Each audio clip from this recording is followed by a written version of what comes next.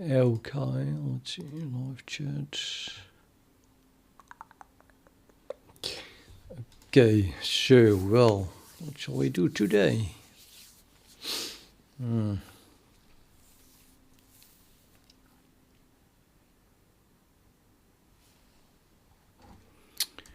I did a commit.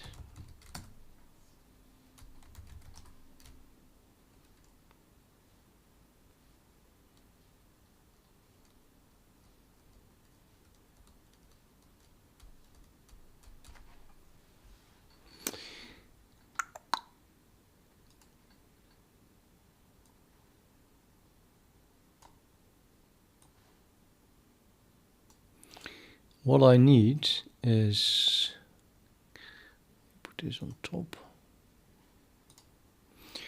What I need is a way to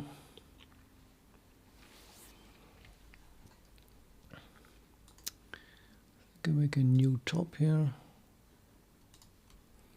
Oh, that's strange now.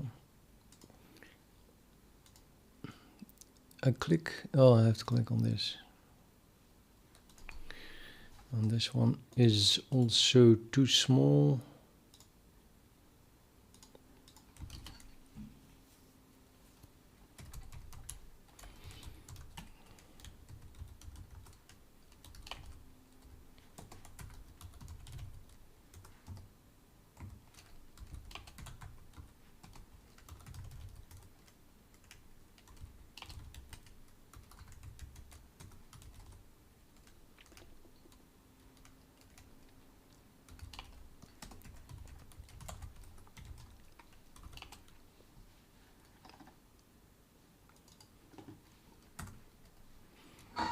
Hello, digital.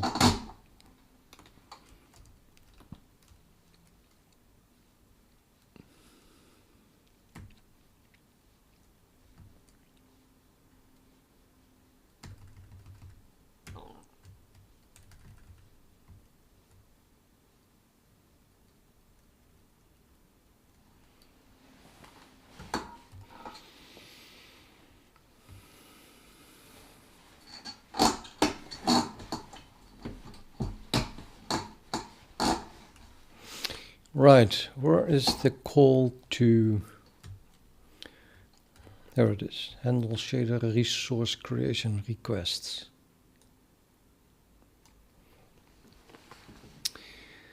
What I really need is turn the volume down of my music. What I really need is that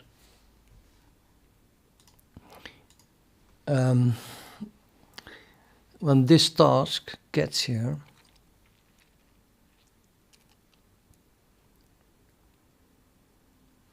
it is going to handle all the resource creation requests of this shader input data, and no other pipeline factory tasks will do the same or use the same object, because this object here, mShader input data, is a member of the pipeline factory itself.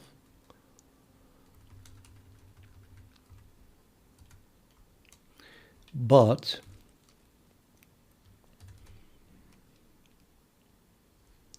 this function then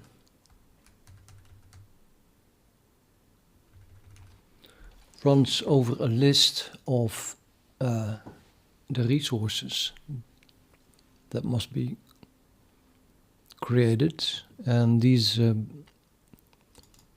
pointers here, they can be the same. Or maybe I should not look at the pointer, although I think that's possible.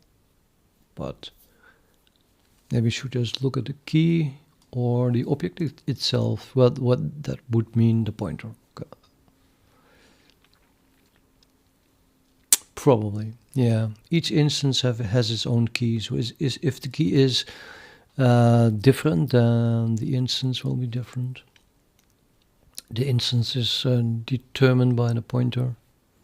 So it's just about the shader resource instance.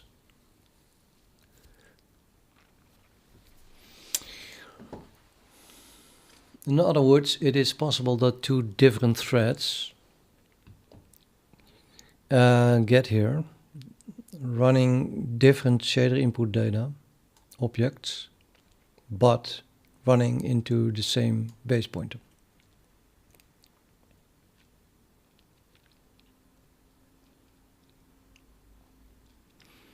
Well, if you would reality scape, if you would hang around a little bit longer, you'll see that the number of viewers will go up to 60, certainly 40. I just started with streaming, so right now there's only 5.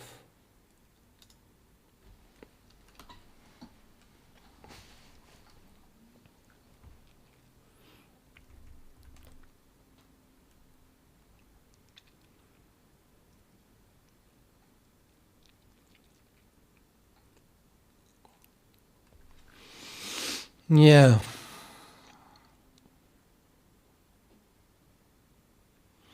There's some kind of complication here because let's say this list contains, I don't know, a handful of shader resources. Let's say 3, whatever. And another pipeline factory has its own list.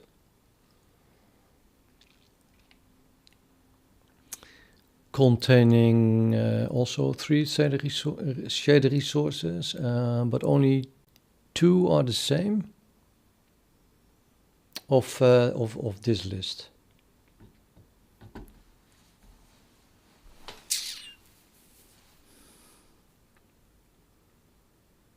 I want the full list to be handled by a single pipeline factory.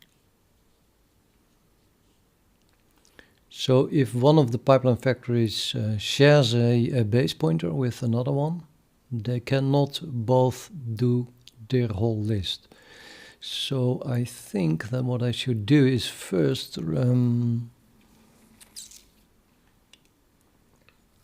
let's say try to reserve all the shared resources in their list, and only when they succeed at that they can really go ahead and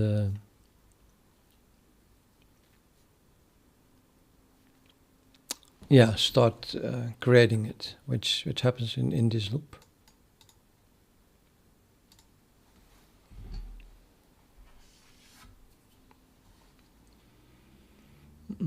I think I should add a read-write log to each shader object, shader resource object. That would be a good start.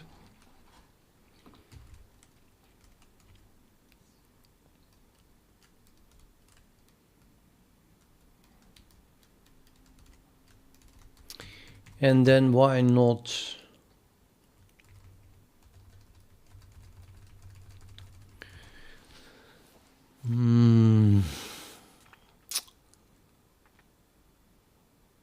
why not save an thread safe accessor object, or not an accessor object, save a thread safe base pointer in the required shader resources list, or that's nonsense? No, that's nonsense. It has to be part of this, of the base class itself.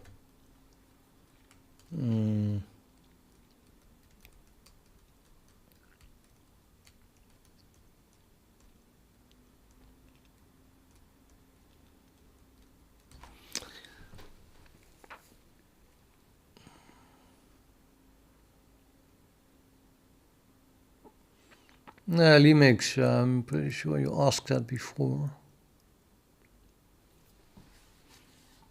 Still the same age as before, 58.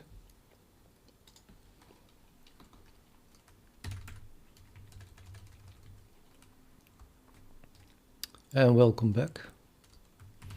Victor, no, sorry. Normally I work with this font. So I'm already doing a concession. I cannot develop on a phone screen. I'm developing on a 23-inch monitor, and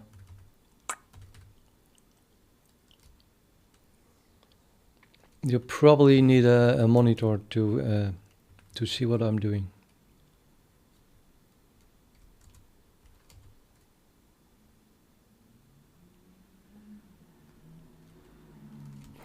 Okay, the problem here is that I don't like to do something that is maybe a waste of time because it might be wrong. So always, like I described in a description of a stream a few streams ago,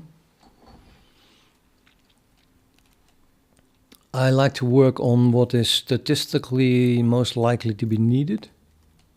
In this case, I'm just thinking hard about where to add this lock. I do think that using a read-write lock is the right thing, but how and where to add it? I think I did bit my cheek. So I don't know.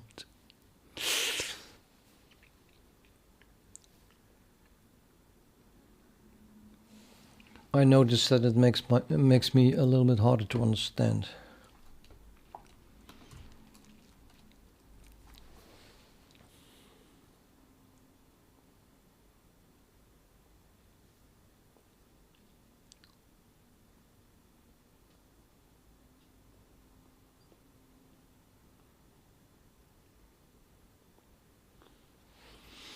Yeah, I don't think there's another option that you just add it to the base class.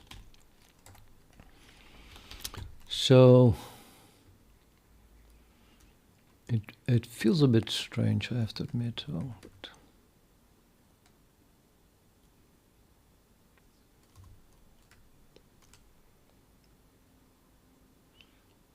it definitely feels strange.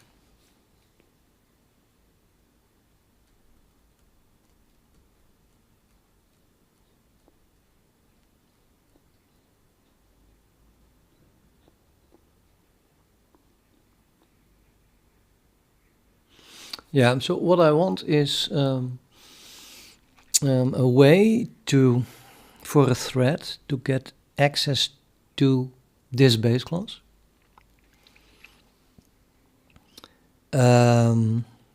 Exclusive access to this base class.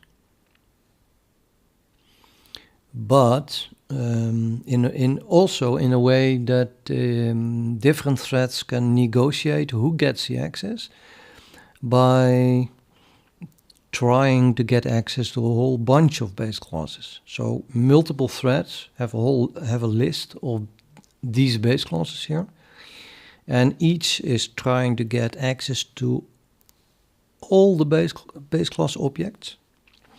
And the thread that succeeds first in getting access to the whole list of base classes wins, and the rest then backs off, right? And I think I can do that with a read-write lock.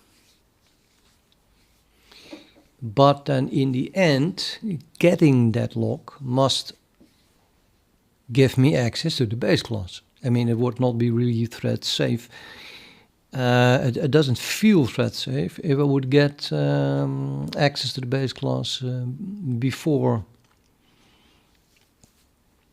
having succeeded in getting the lock. So if I add the lock to the base class itself, yeah, then I already have access to the base class in order to get access to the lock in the first place.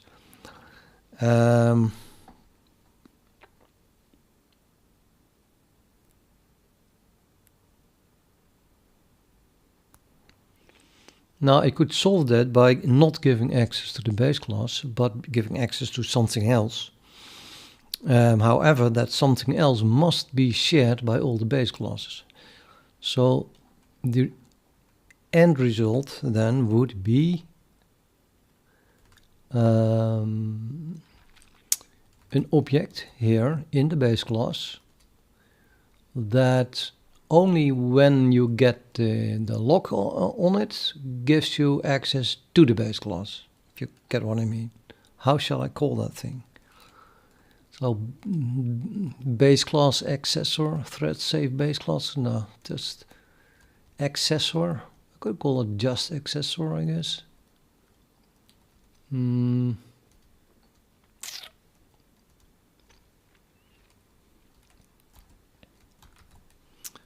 Just make up a name. So I have the other things are called access type, base access type maybe. But it's not really it that already gives access. This is more like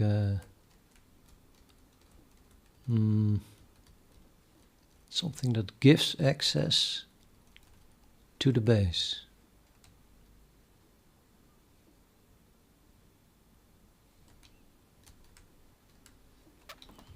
But it is already in the base, so you can write it as base colon and then this class. Then I just put the class inside the base.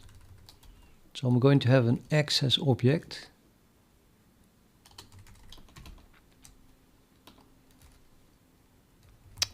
And I'm defining that object inside this class.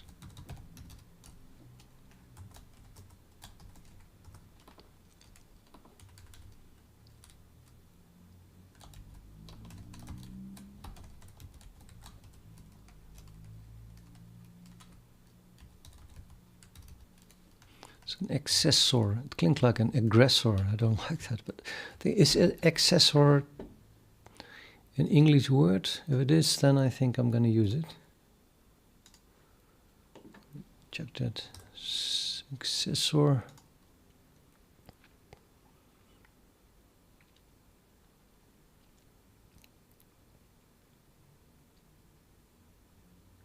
Yeah, someone or something that accesses.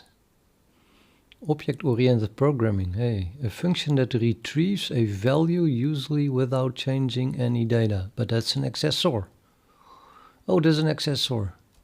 Why do I get here? I was looking for accessor. Yeah, well, yeah. No, that's not it. I need an accessor that also gives me write access.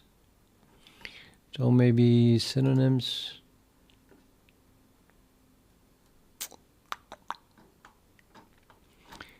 What is a good synonym for accessor? And then something that doesn't mean that it is. Well, it says usually without changing any data. So maybe I can still use it. But I want to look up a synonym anyway. Let's have a look at the thesaurus. Synonym for accessor.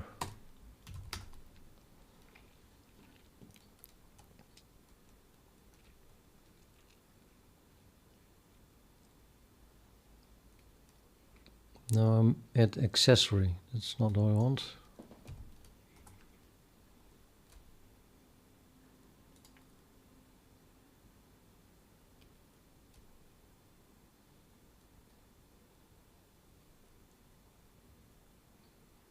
Nope.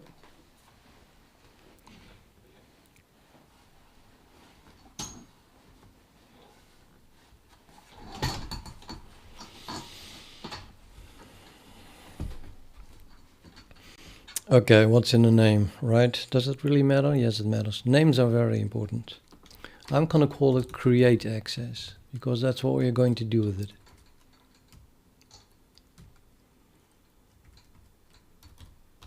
It gives us the access to create it.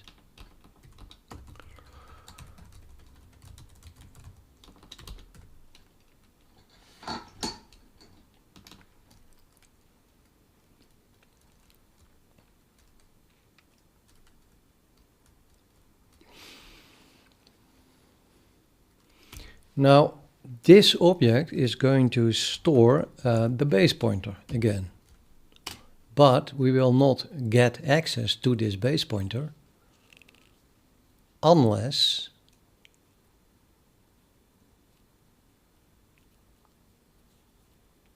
we get the read or write log.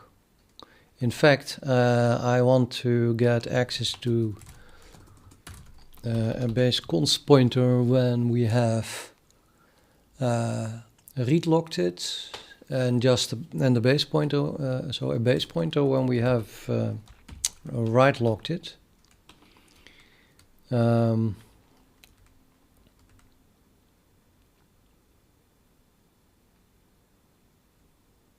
Yeah, that's perfect. So I'm going to make this private base pointer. Let's call this owner. Is it owner? It is owner, yeah. Points back to, I mean, this object here is stored here, right? And then from here we have something that points back to the class or the instance that owns this object. So it's pointing back to the owner of itself.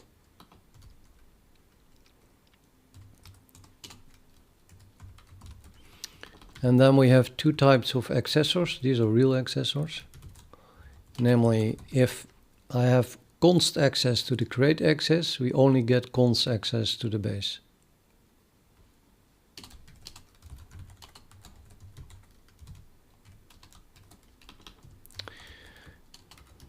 And if we have non-const access to create access, we get the full access.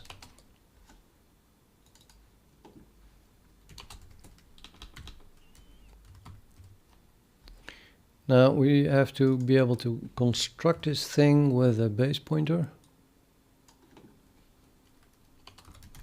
I'll call it owner.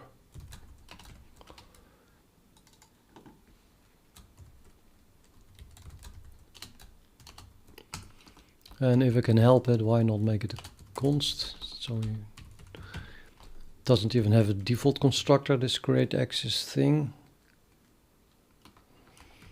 Okay, and now I'm going to make this create access thread safe. That is, I can only access the create access instance here.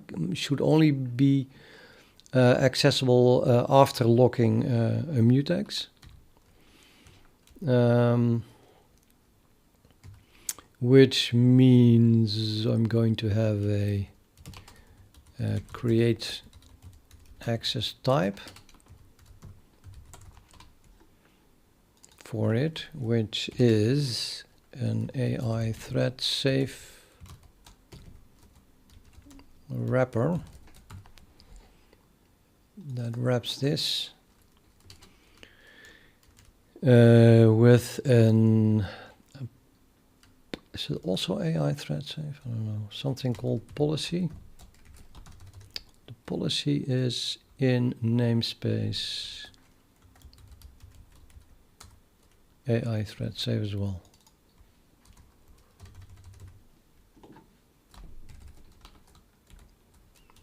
And I think it's called read write, yeah.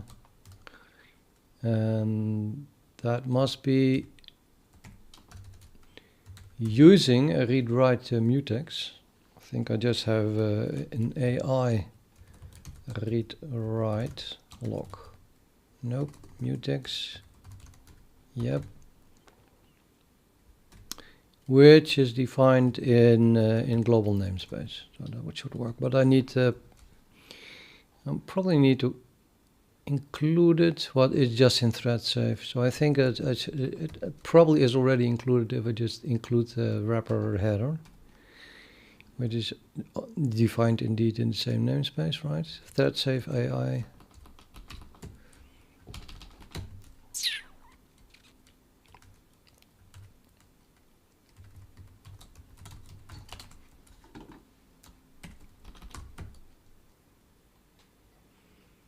Okay, now what we have here, this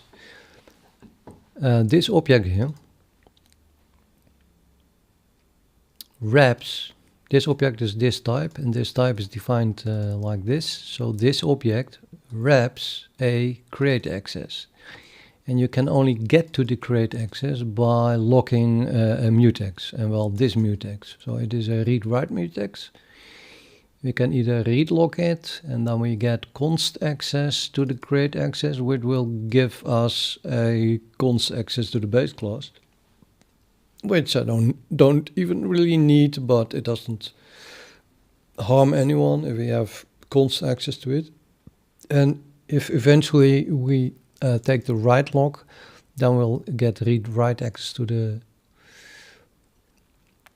create access, meaning non-const access, which means that we can call this member function on it, which will give us the bare non-const access to the base class, to the owner, after read locking it, write locking it, I mean.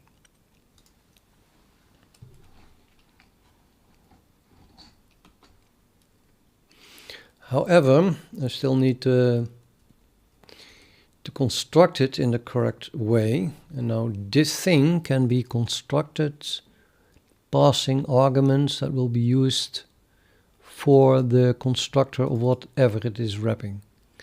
Meaning that I can probably just add this here, and then that is going to be passed as the owner to the constructor of the create access, which ends up here. I think this should compile, so let's try it. If it compiles, then well, no, it's a NeoVim. I type VI, but that's an alias.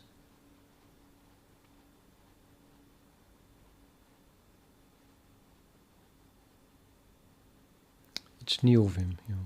Which VI? Calling that, and that is calling NeoVim in the end. It did compile, right? Yes, it compiled.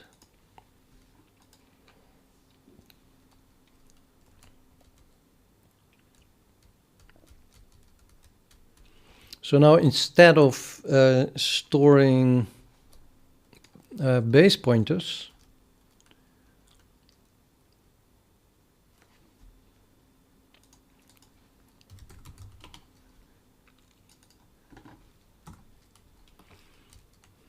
so we have this call here, handle shader resource creation requests,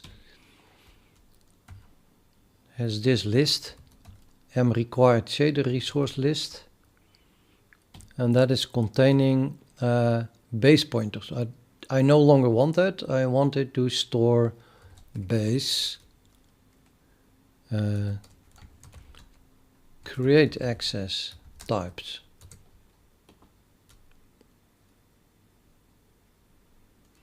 I'm thinking about if I need it to be a pointer, or I can make it a reference.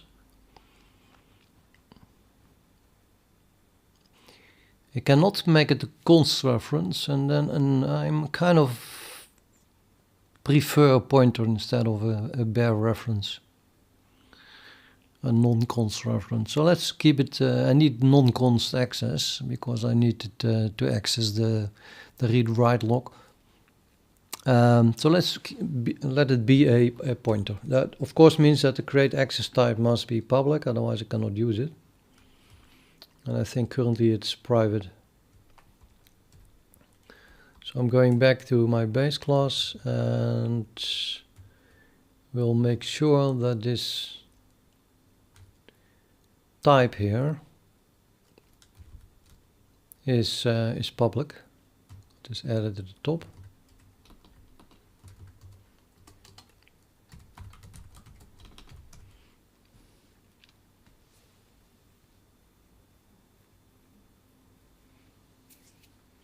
Otherwise, I cannot create that vector. A vector of base create access type pointers.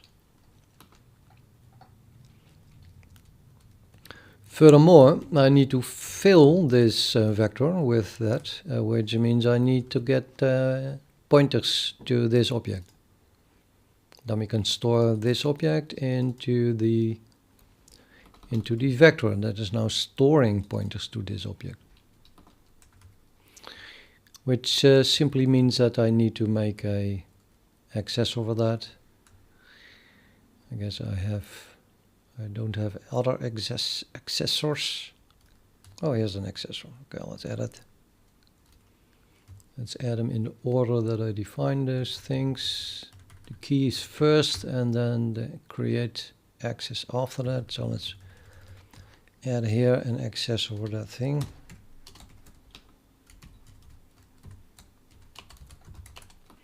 And I'm going to return a pointer because that's what I'm using. So this is create access type pointer. And then of course we call it just create access. And it's an accessor, so we can make it const. So call to create access will return. Okay, this is not good. Which I have a web page about understanding const. Let me refer to that. I think my home page, understanding C++ const. I think this paragraph here explains that.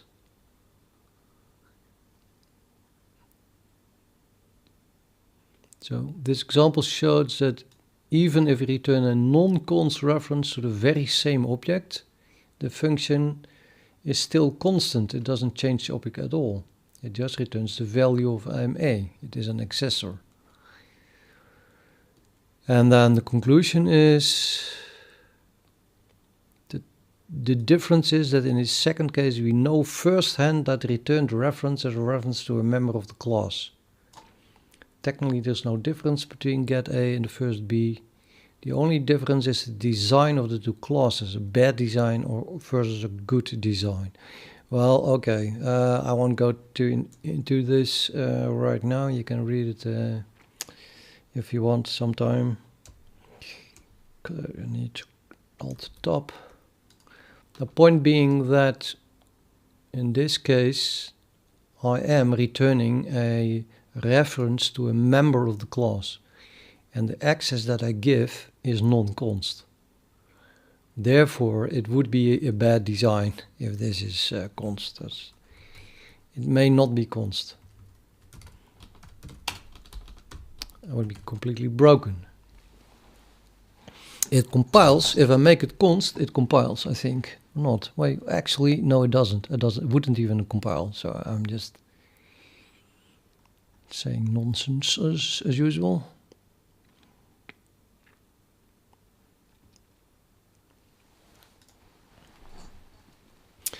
And that means then that it isn't even an accessor. An accessor just gives const access. So let's put it somewhere else. I don't know, let's put it here.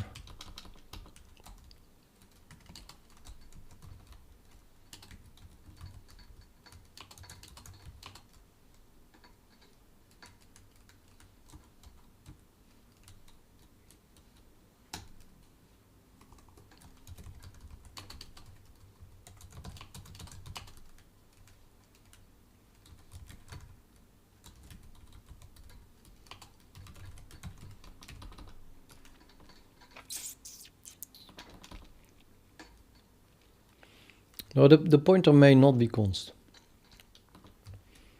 because I need to be able to read and write log it, which are non-constant operations. So now I have my well, yeah, sort of an accessor, but not really. And now I need to call this in order to store this instead of the base pointers in that vector. So I think I'm just going to compile it now. I changed the type of this variable here, this vector, from a base pointer to base create access type pointer, which means I'm still trying to put base pointers in it. So that's not going to compile. But I don't know where that happens. Or okay, I could look for the compile error, but actually I can also just grab the source for this thing. And then we see that it is being put in it here.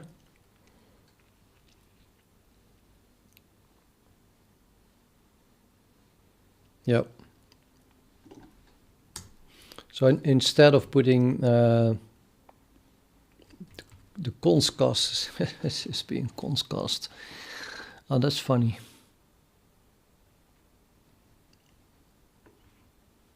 Read it. Add a pointer to the shader resource base to a list of required shader resources. The shader resource should be an instance of the window class. The const cost is okay here because shader resource instances added with add will only be created once, synchronized globally by the pipeline factory. And now this synchronization is going to happen because of the read-write lock I just added.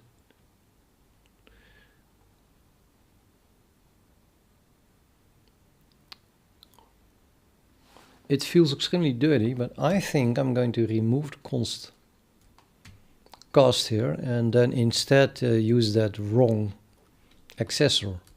It's kind of funny, I have to admit.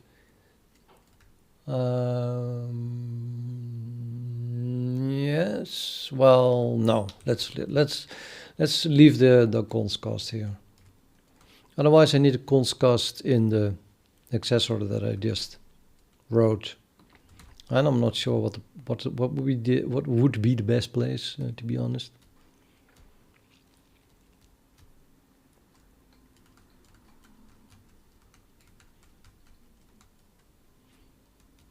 Thought this looks a little bit ugly.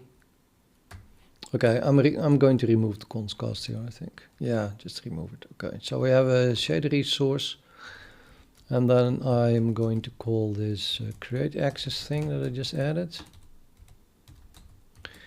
So now it must be a const. It must be a real accessor.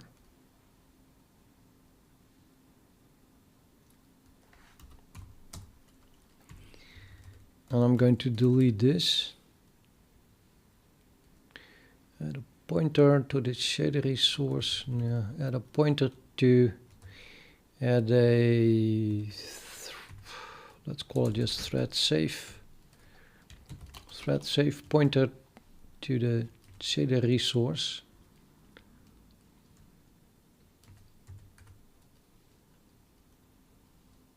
Yeah, I'm going to delete this. And we are going to jump to the create access and put the comment there. And now we're calling this with a const base, so that must be a const, otherwise we cannot call this, which causes the create access object to be const. So now the const cost must be added here.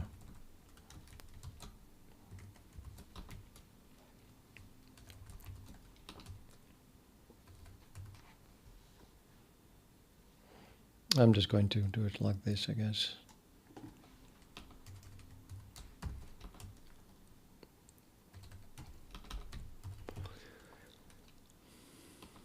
So the const cost is okay here because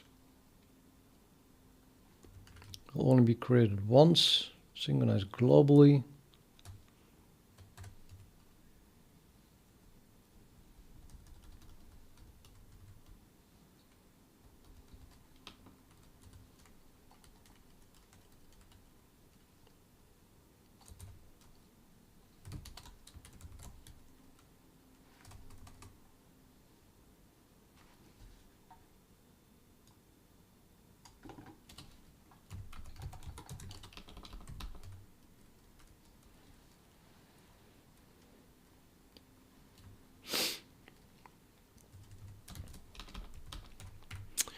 Slightly less ugly.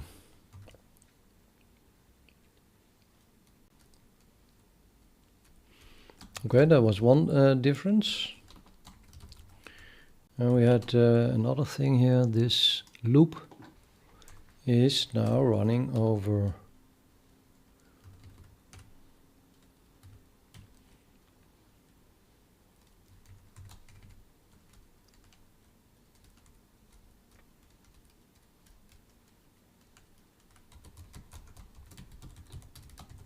create access type pointers.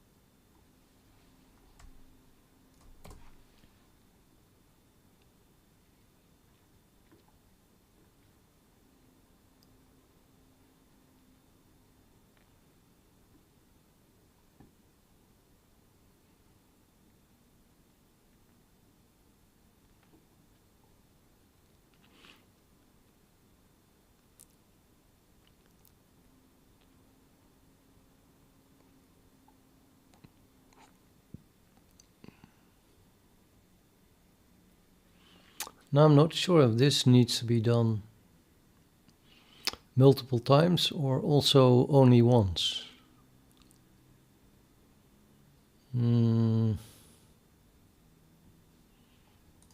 It's based on these layouts. So there would be different descriptor sets for different pipelines, even though...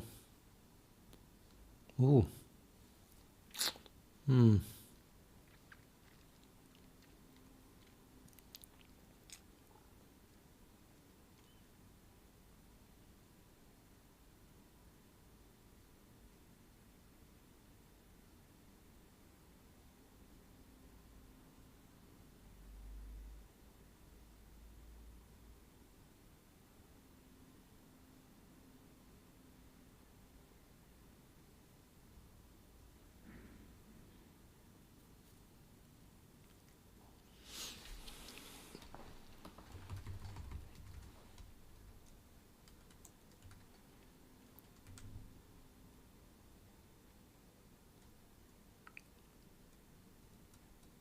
Yeah, I think also this is should only be done once.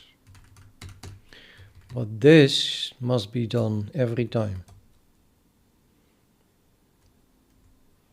Because it depends on the M sorted descriptor set layouts, which is different for each pipeline, possibly different.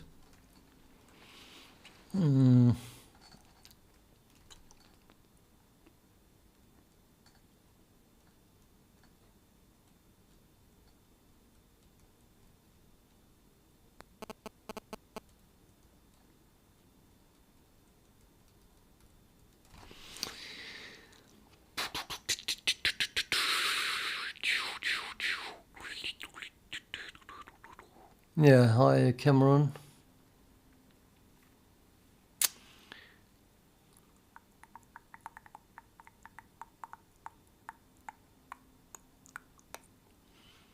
Am required.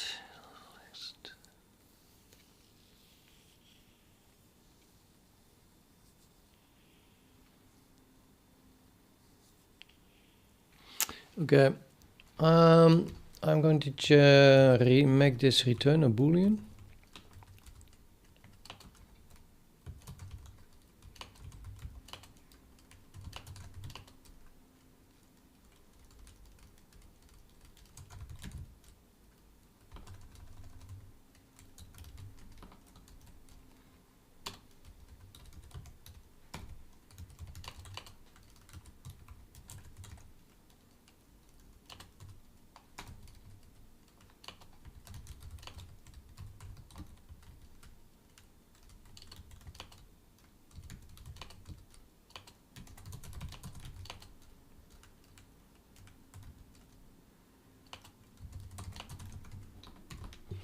I think it's going to have to be more complicated than that, but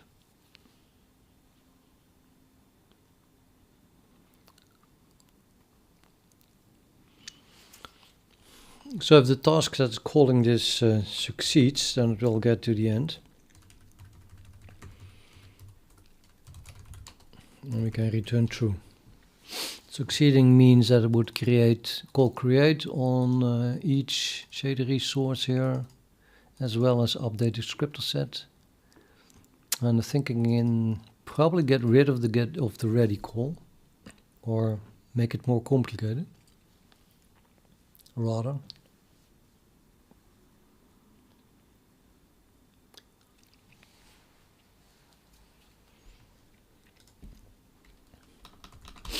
But right now, let's do this negotiation. Who wins? So I think that even before this allocation, you have to do something.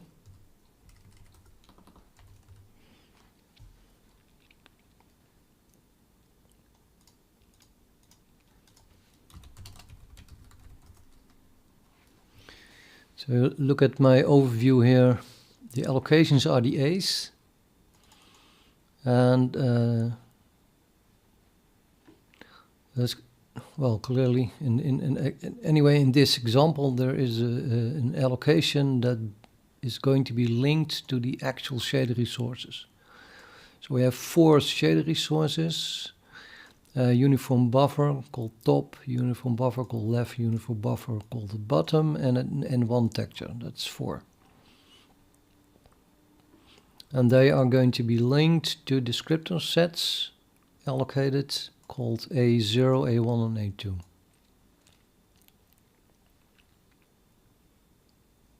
So we should only have a single descriptor set allocation linked to a given shader resource.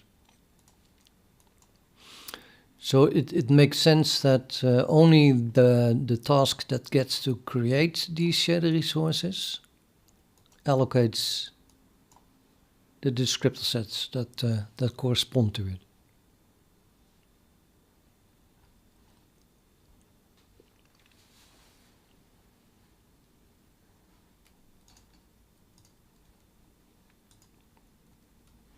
So right here we have to decide if we are the one that are going to allocate the descriptor sets and then create the shader resources or not.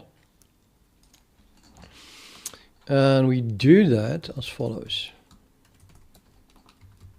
We have access to the create access type.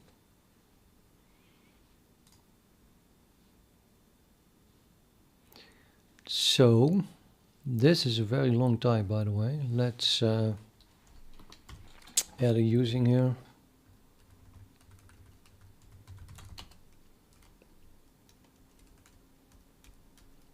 Let's just use a namespace, I guess. Using namespace up till shader resource.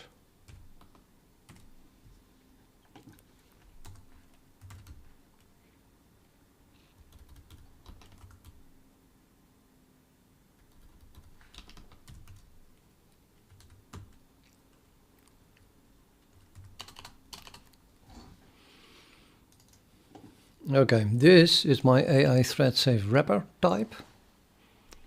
And then I can do : RAT, that gives me a read access type. And I can create that. It's not really a shader resource, right? It's a shader resource create access. Maybe I should make it a little bit more clear that there is the difference between the two.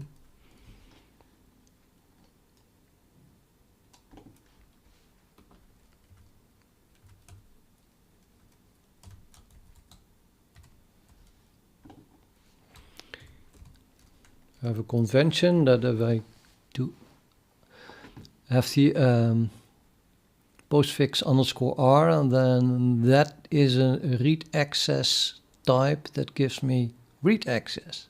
Ta-da! And it gives me read access to this thread safe type.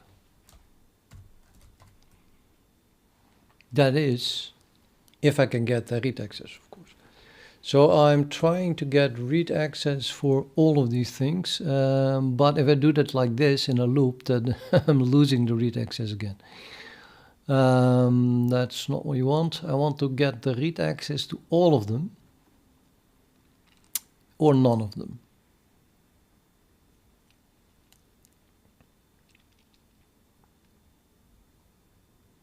So rather I need a vector with read access types.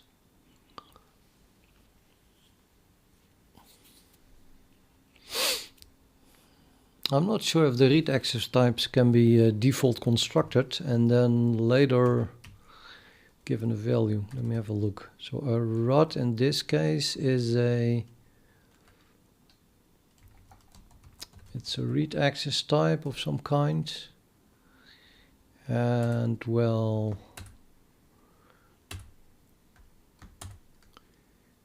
this one, read access,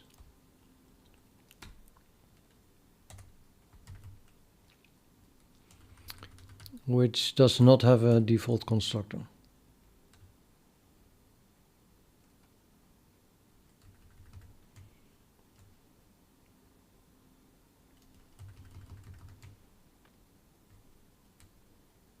Nope.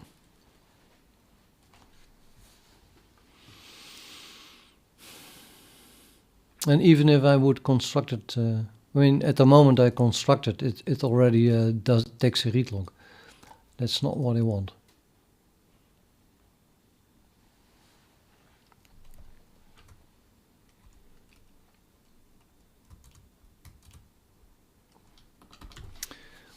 It's kind of interesting, but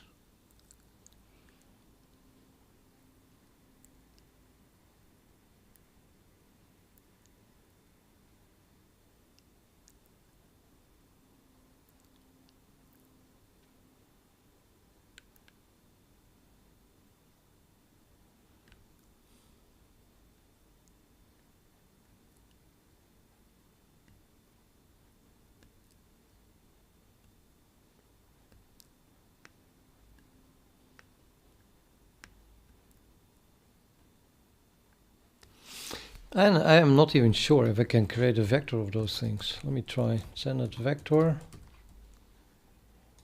Read access types.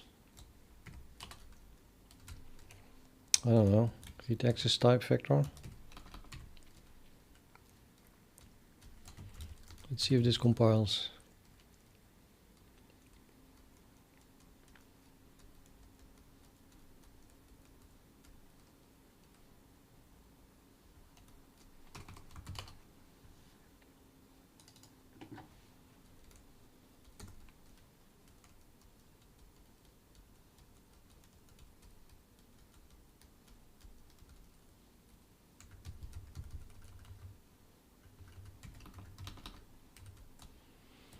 Have to define the struct first.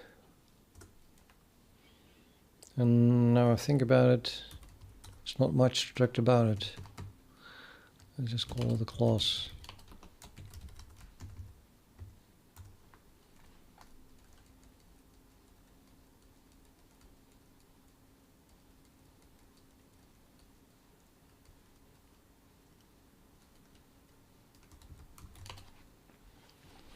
Incomplete type, vulkan shader builder, shader resource base, named and nested name specials at this point. It doesn't know base here. Can we solve that? Maybe.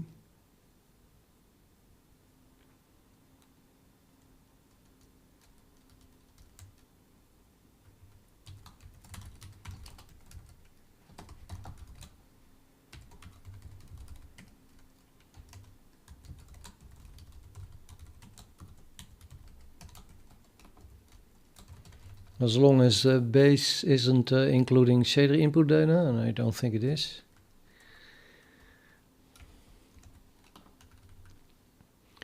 It is including set key, and set key is including nothing. Okay, so that will should work.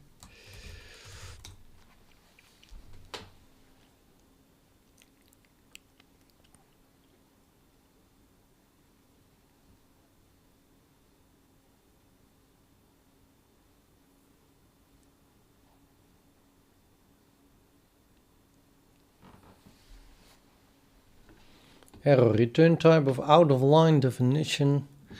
Okay, made it the return a boolean, but it did not change the return type in the declaration in the header. So we have to go to the header, make this a boolean.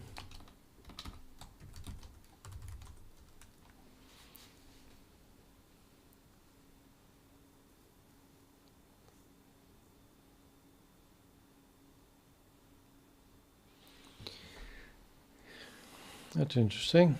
Reference to base is ambiguous. Really? I have two bases. Vulkan base and I have two bases. That's... I didn't know that. I don't think so even. There's no base here. So what base does it think it is referring to then?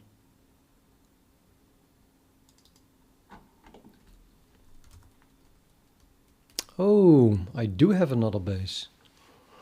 Well, every time I want to jump to base, I get here, which is annoying enough. I probably should just rename this one.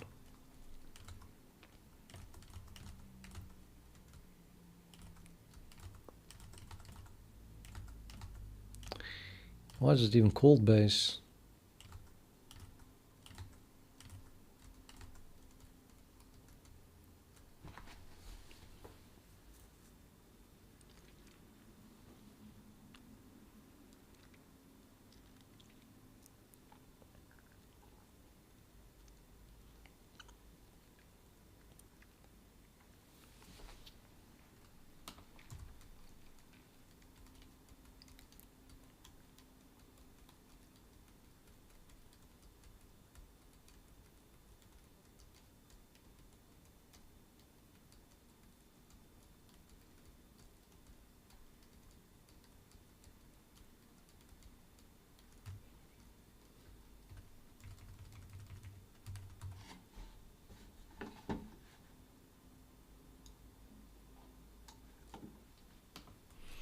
Let's rename it to that.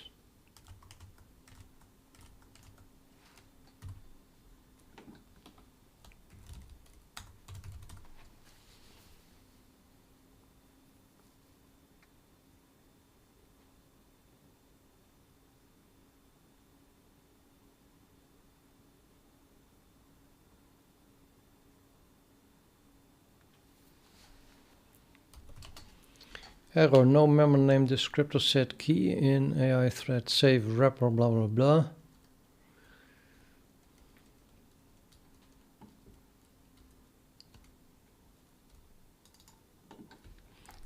It's not an error, just whining.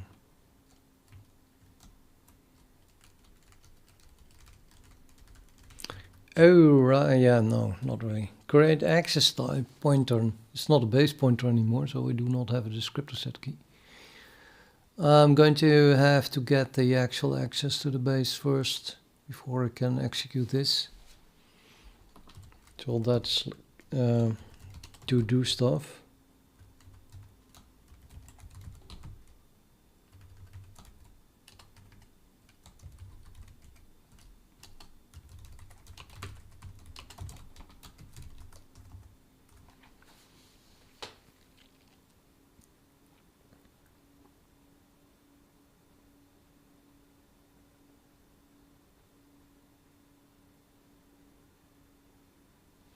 Well, that's very nice that it did compile. That means that we can indeed have this vector here. A vector of the read access type objects. And then I can push back to that. I don't like abbreviations, not even for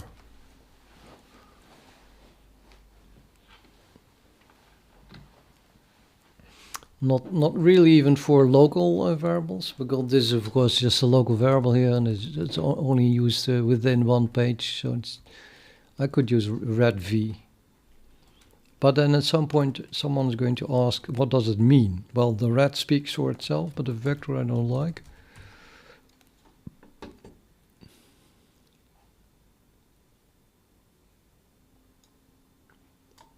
These are read access to create access objects. Create access, read access types, plural, right? Well, that will do, as long as it's long. And now I can do an in place back. And then we can create it, just like we do here, passing whatever the argument is. And that is then the create access type itself. So this now runs over this list and tries to get read access on each of the create access types. Okay.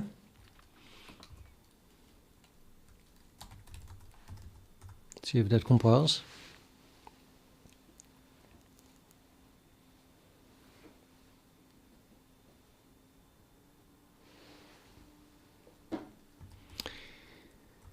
If this fails, there's only one way in which it can fail, and that is when some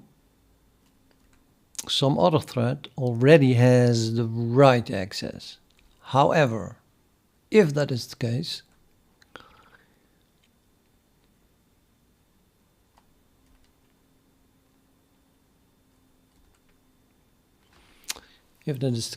then yeah, I really don't want to block. I just want to know if we can not get it or not. What I really need is a try lock. And I don't think I have any support for that really with the AI thread safe stuff.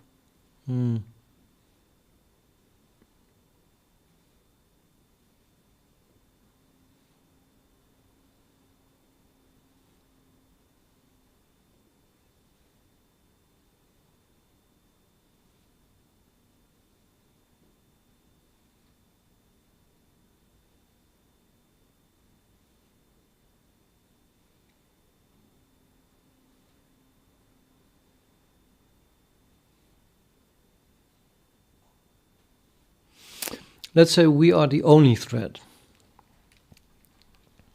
I mean, that's a special case, a simple case, right? Simple, special case. We are the only thread. My intuition tells me that I should first try to get the read lock on the whole list. And then I should try to get the write lock. So this now creates a vector with the read access types, and once that vector has been filled fully, we are here. And we have the read access on all of the create access type objects. And now I'm going to convert that into write access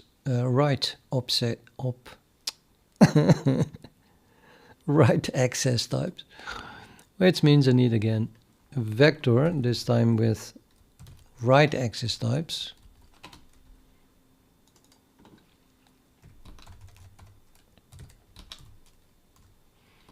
And then repeat. But in this case, no, not really. I need to run over all the read access types.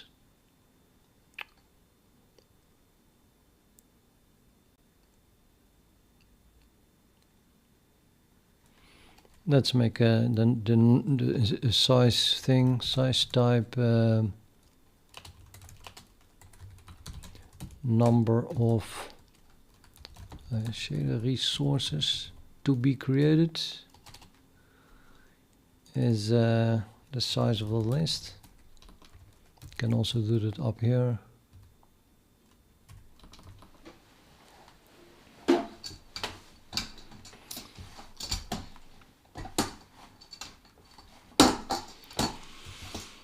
No, because I don't need it here. It's better to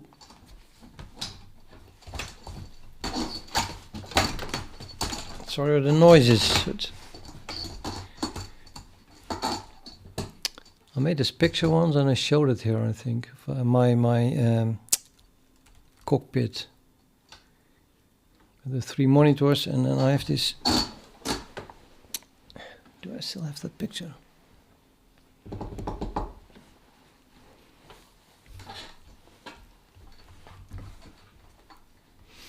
Well, I could find it, but then you have to watch nothing for a minute or two. So let me just continue. This is yeah, it's better to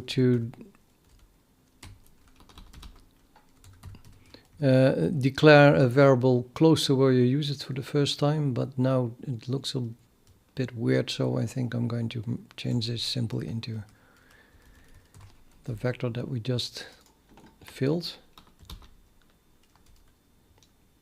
Yes, William, Alex, I'm live with a delay of the YouTube, typical YouTube delay between chat and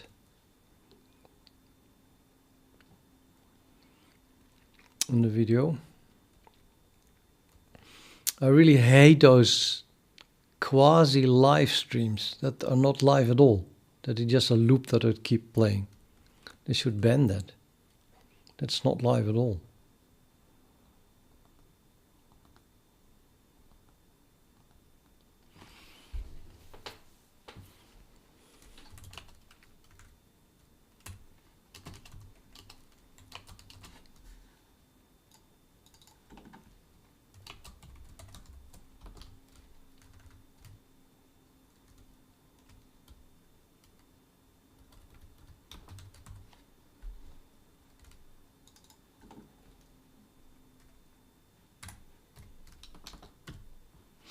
Okay, it is possible to create a write access from a read access type, which then will promote read access to a write access.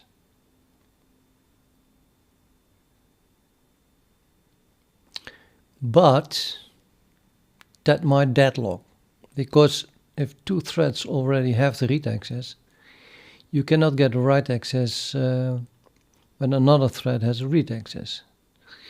So if two threads have a read access and both try to convert it to a write access, then they are waiting on each other. And if that happens, then this will throw an exception. And then the fact that it is throwing an exception means that it failed, I think, right?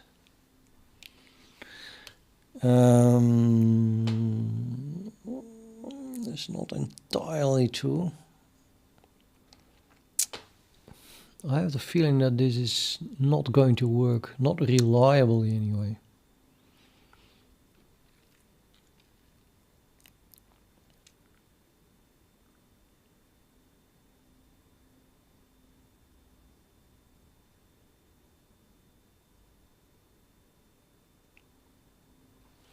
Yeah, let's go to a README file or something, or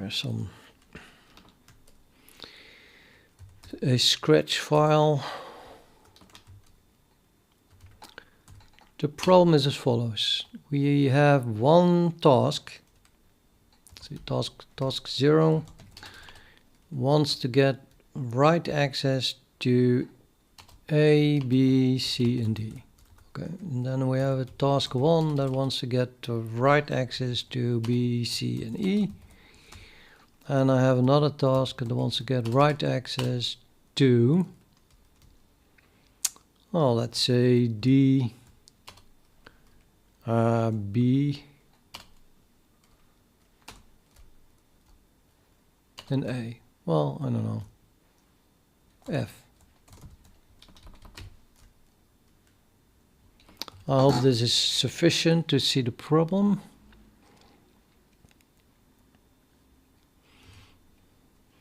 None of them can work in parallel, because this one needs access to B, this one needs access to E, and that one needs access to B.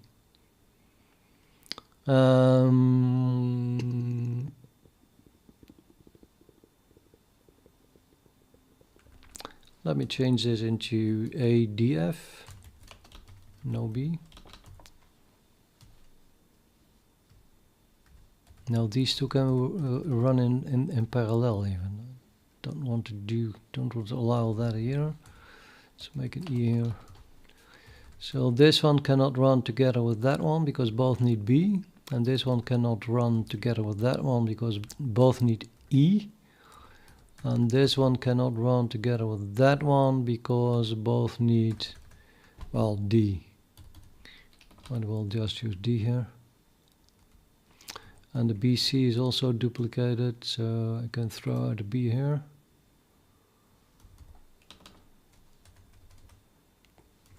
So it's CC, EE, and DD that are in parallel. So I can put the E below here maybe. Put the E here.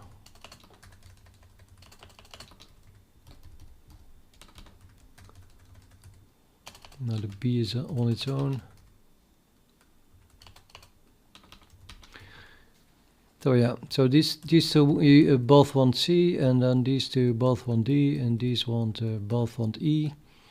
And each has one that is completely independent, A, B, and F.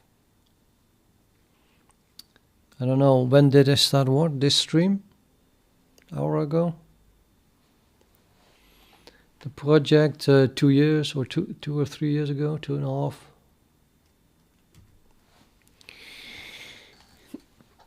Yeah, okay, so the problem here is that, say, we try to get a read lock on A, C, and D.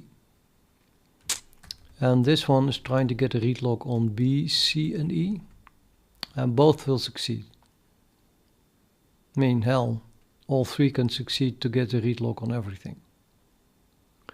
And then after that, they're going to try to get the right lock. So this one succeeds to get the right lock on A, and it might succeed. No, it cannot succeed to get the right lock on C.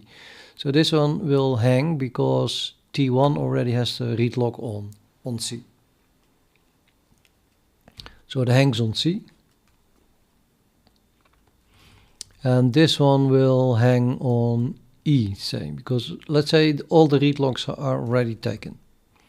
Then this one is going to hang on E. Let's do it like this.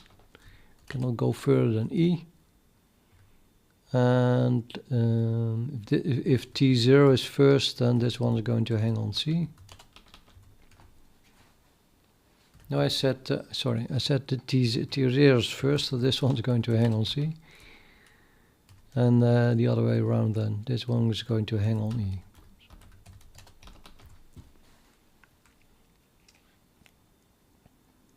No, that's not true. It never reaches that.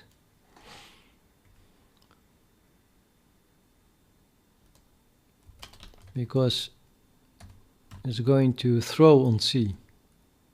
It locks B, then it sees that C is already, there is already a thread trying to convert the read lock from C to a write lock. And then when it tries to convert the read lock it has to a write lock, it sees that that is not possible. And it's going to throw an exception, which then should release all the locks. And it should start over. But this one will get the write lock then. Okay, maybe you should put a character behind it if we succeed in getting something.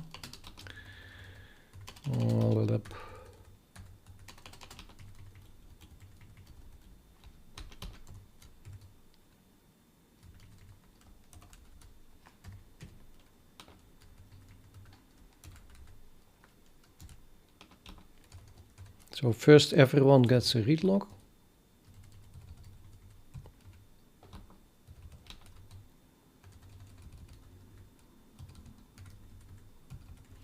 Everyone gets all read locks. I mean, it's kind of random, but...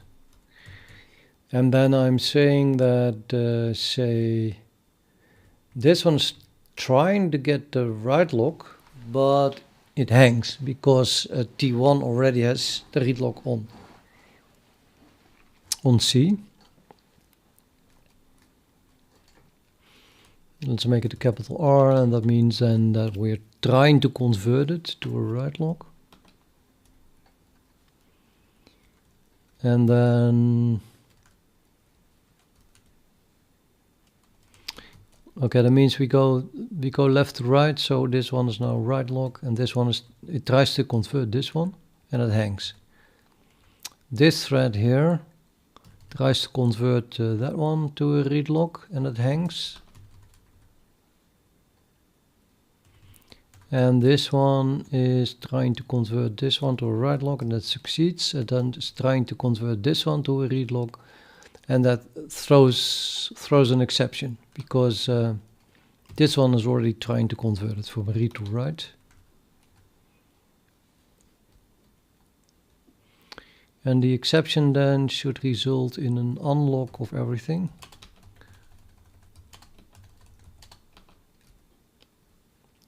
And this one then succeeds in getting the write lock. I might as well have this thread start over, I think. Although I'm not sure if we not already know for sure if it's going to fail. So it would be interesting if, say, the T0 would fail, and it does. Yeah, horrible. That's really horrible. So this one now tries to convert this read lock to a write lock, but it fails because this one has already a read lock. It's trying to convert it. So now this one unlocks, and also unlocks this one, and this one. And this one in the meantime tries to read lock it again, read lock this again, and read lock this again. But this gets a write lock, because that one did throw.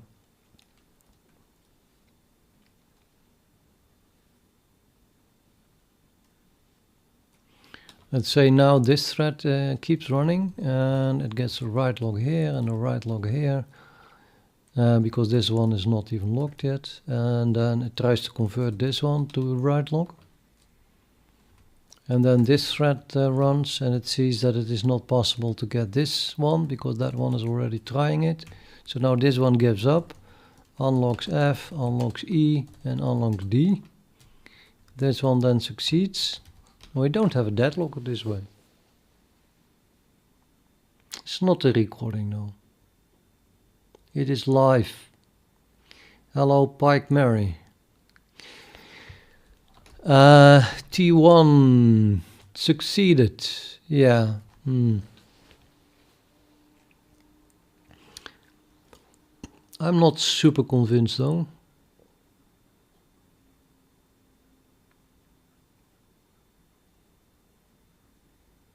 It feels a bit racy.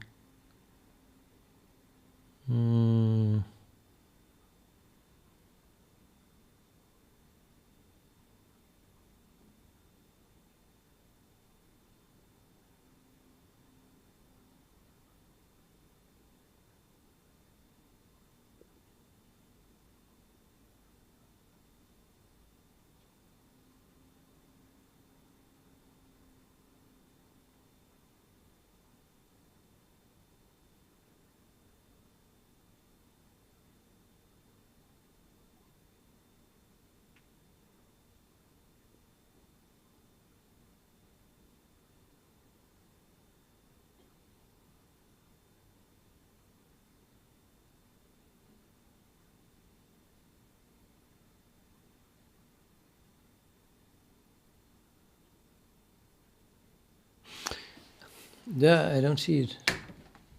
It seems to be very non-trivial, I must say.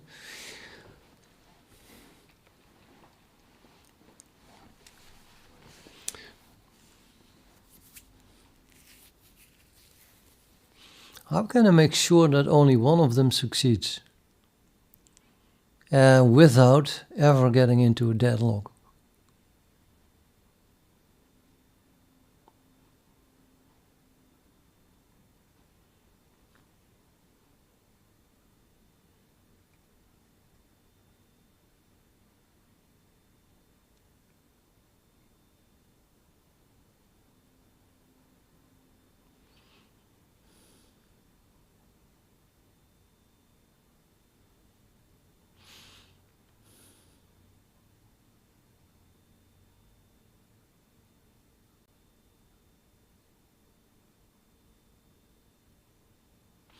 And then there is a problem when the read lock fails. For example, let's say at some point you get a situation where this one is read locked, and this one is read locked.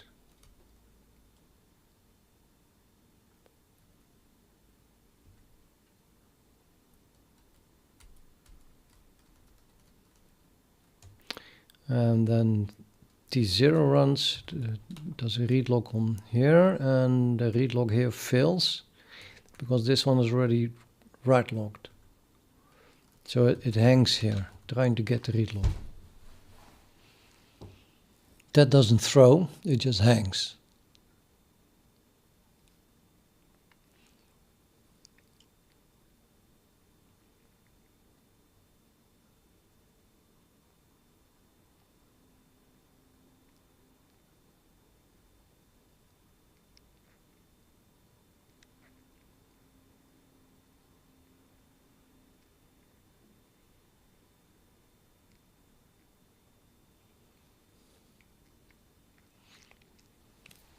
I'm afraid that this is a difficult problem. That's pretty mathematical. You should probably draw a graph or something like that, a directed graph, and then prove that there is that there is progress for the arbitrary case. Horribly difficult.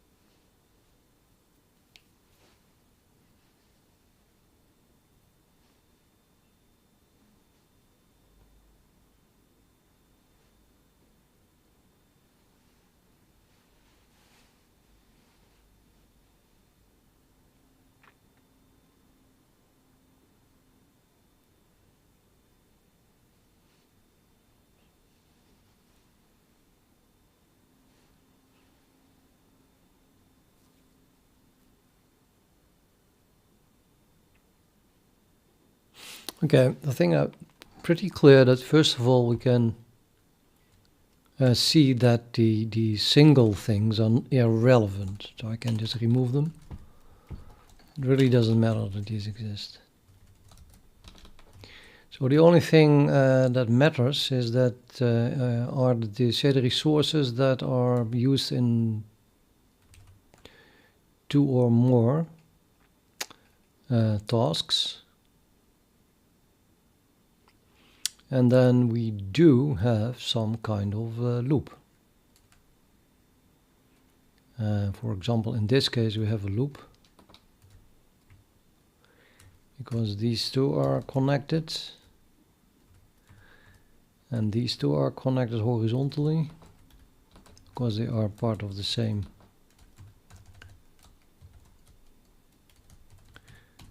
thread, and these are connected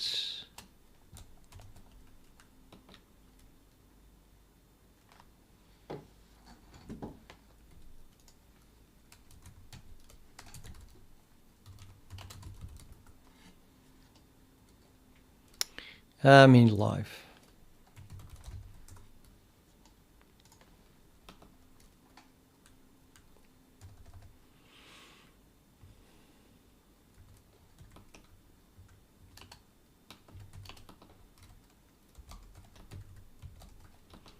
So I could draw a graph like this, where horizontally everything is connected, and then vertically they are connected when they are in 2 different threads.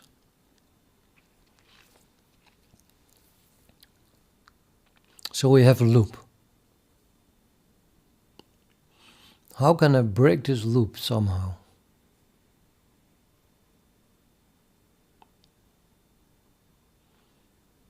If there was no loop, there was no problem. Is that correct?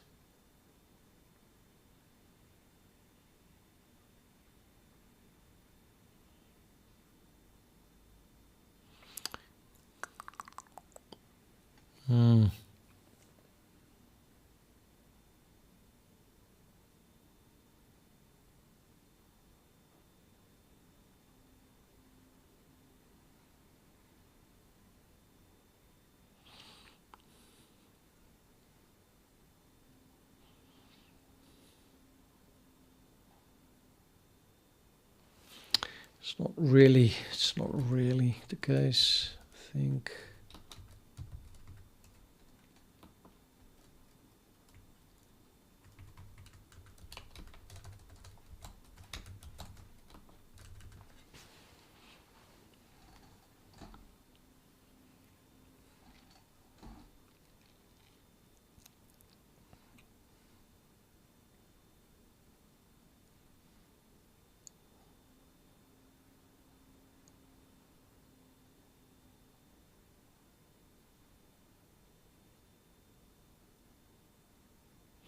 say if T1 manages to obtain the right lock on C, if it actually manages to get the right lock, that means that this one isn't even read locked. That means that T0 will not be able to get the read lock and hang. Therefore, D will not be read locked, because it read locks D after C. And when this is not read locked, then T2 will have no problem obtaining the right lock here, unless it hangs. So it has this read locked, that's no problem. And it will, if it tries to get the right lock, it will get it. The only reason it would not try to get the right lock is because it isn't able to get the read lock here, and it hangs here. But it can only hang here when this one also has the right lock here, and then T1 makes progress.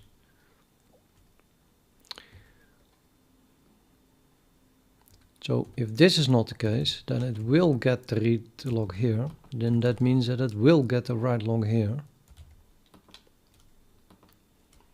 And then it's simply a race between these two. Who is first? Now suppose that this one, if this one tries to get the right lock first, it hangs, and this one then throws. So this one throws, and this one then gets it. Because it unlocks here, it is possible that now this thread gets the read lock, and then it will hang here because this one has the right lock. But now this thing succeeds. This thread succeeds, or did succeed in getting the right lock on both cases. But now, of course, there is the problem that there might be another loop. I mean, this is one loop. We could have more resources that have their own loop.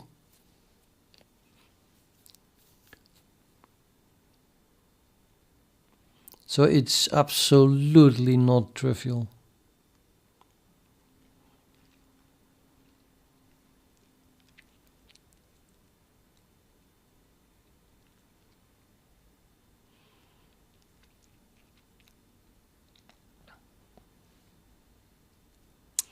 I think I should go talk with some mathematicians or something like that. Or Google this, maybe find some kind of algorithm that applies.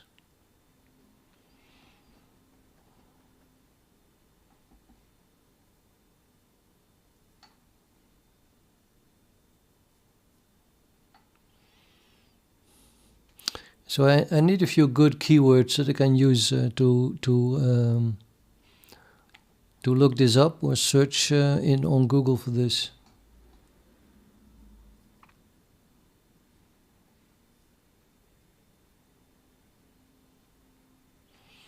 So each task here has a set of resources, and I need an algorithm that allows progress, so allows all the resources to be assigned to a single task.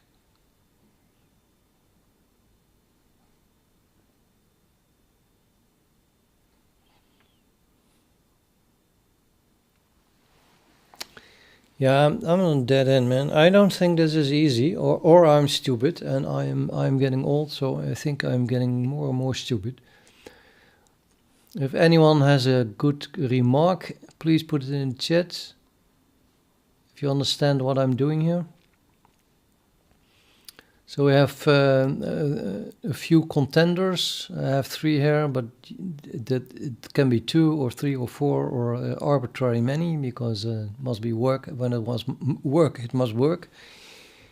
And we have a number of resources, and each contender wants to have get a lock on all the resources. And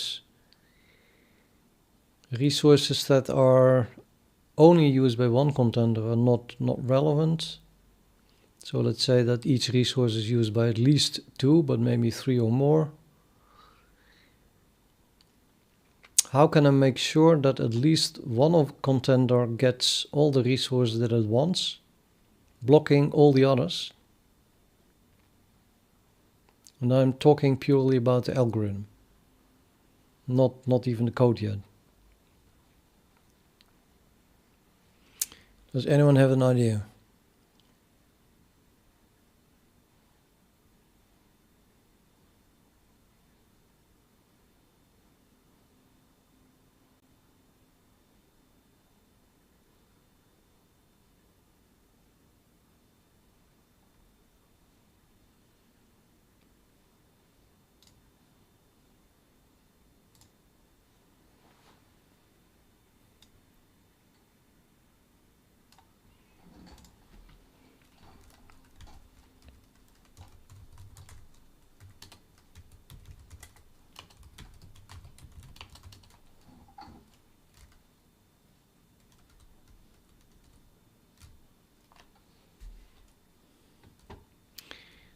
Probably not what I want.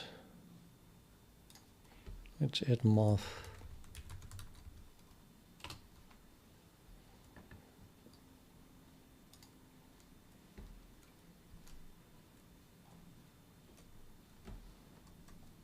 I don't know. Do something.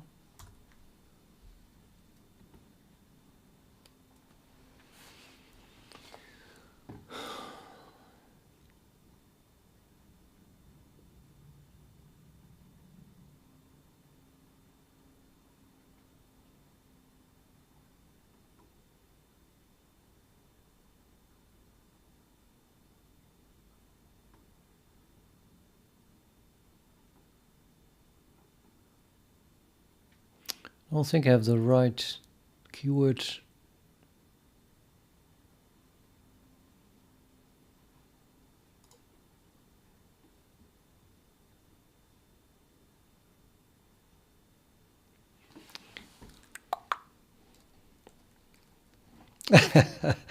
Well, thank you, Dungeon. Well, at this point, I don't understand it either. So I'm going to ask. I'm going to ask for keywords at the very least on IRC.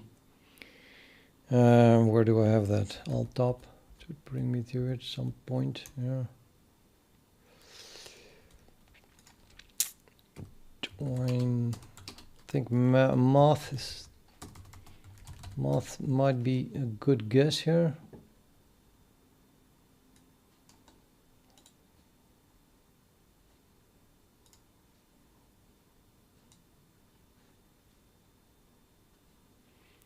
I'm sorry that this is a small font.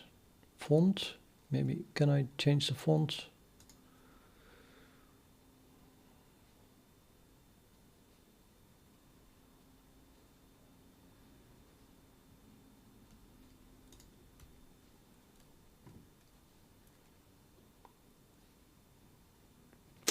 Interface font.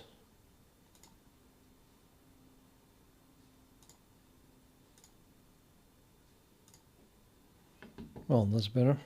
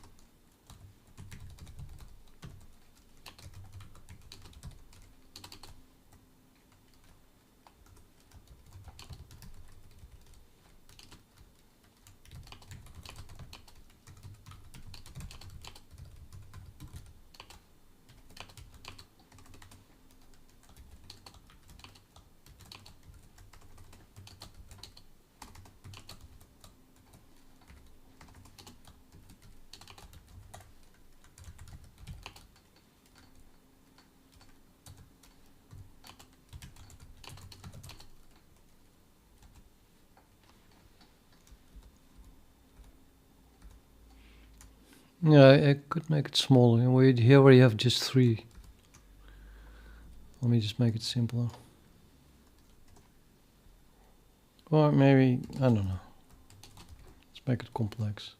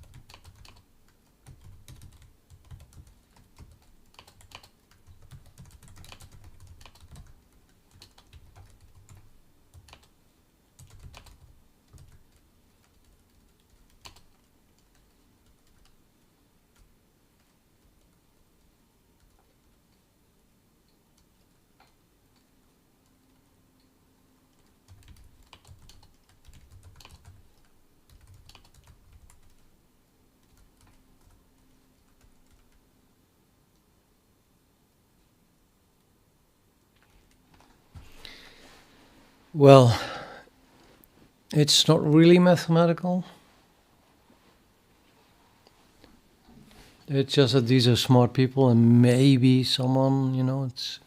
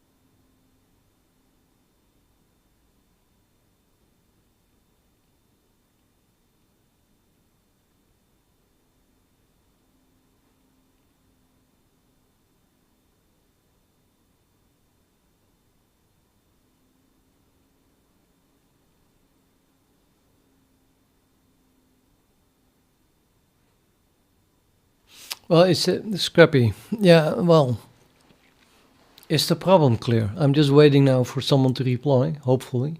So it takes too long, then I can try another channel. Maybe there is a specific algorithms channel. I don't know. Or I can just ask on the C++ channel. There's also smart people there.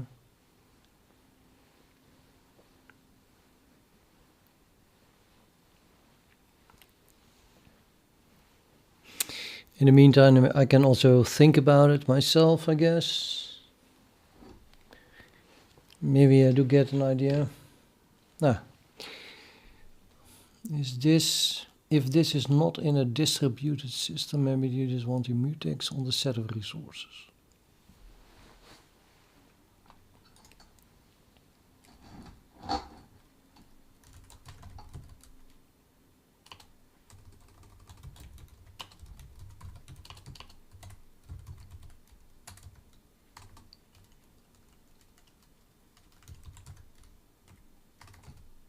Independent.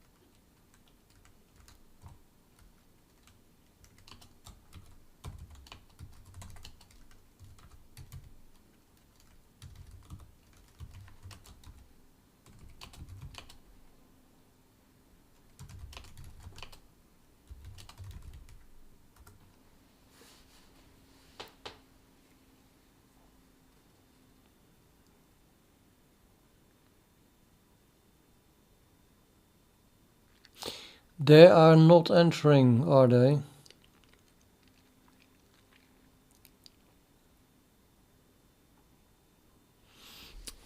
I don't see an answer coming. Let me think about it myself a bit more.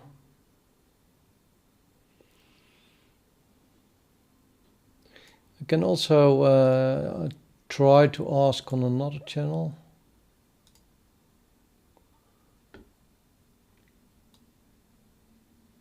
Let me try on this channel.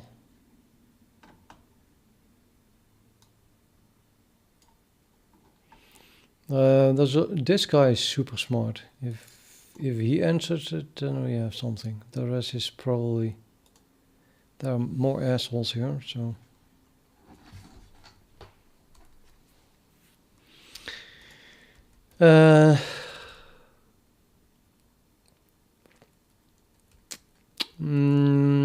Currently I do not have time to turn my channel into C++ teaching, no.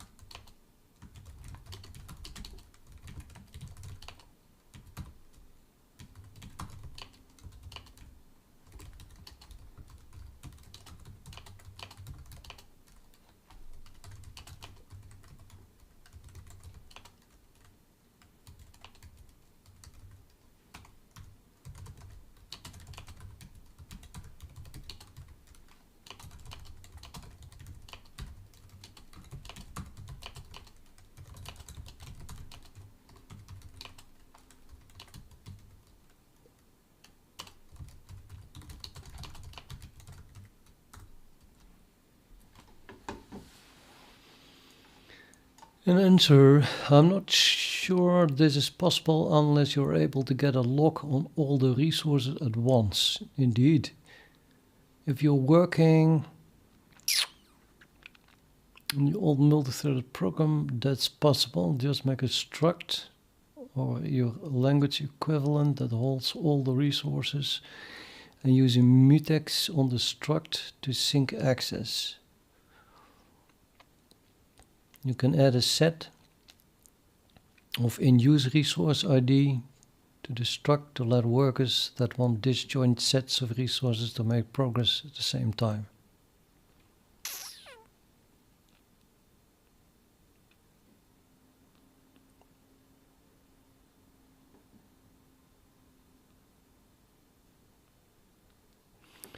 Perhaps one can adapt a strategy from the dining philosophers.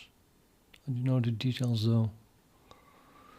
Yeah, I think this is a bit. I know the dining philosophers thing, but that's very far-fetched. I don't think that's related. And if it is, then it wouldn't help me, I don't think.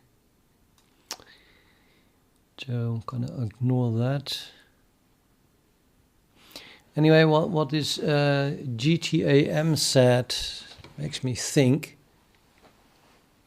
What he says is that the only way it might work is when you get the lock all at the same time, which would probably translate into using a bit mask.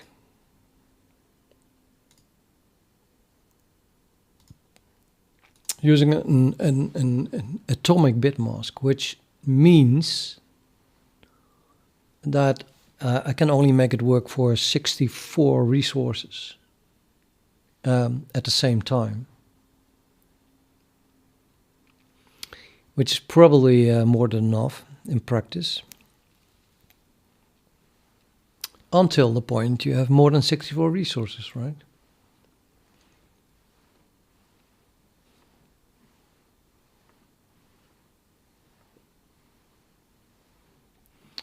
So also they're not really convinced I must go that route.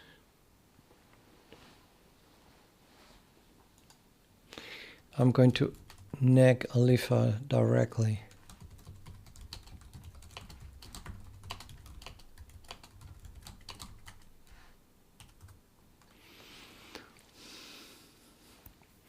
That's my cutest face that I'm using here.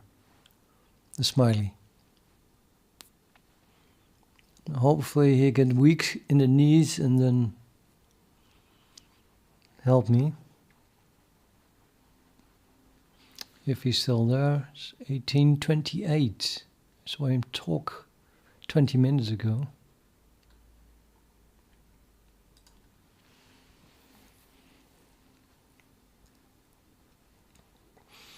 Not just smart, but also a very helpful guy.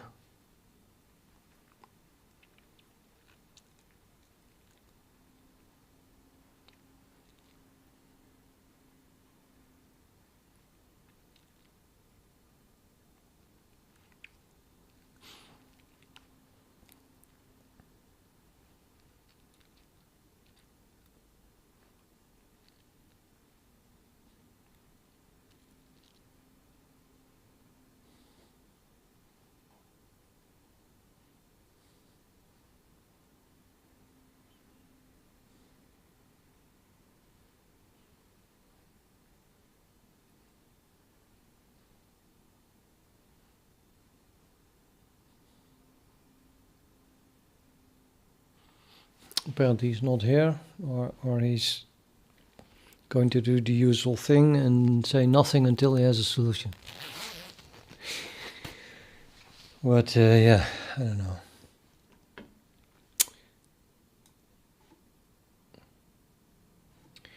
So what should I do? I can attach this thing again. How do I do that? Network list, view.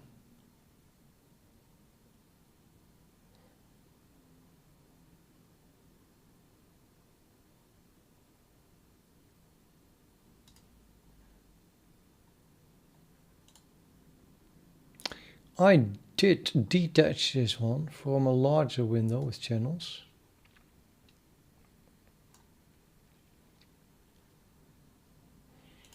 Should then I'll be able to reattach it.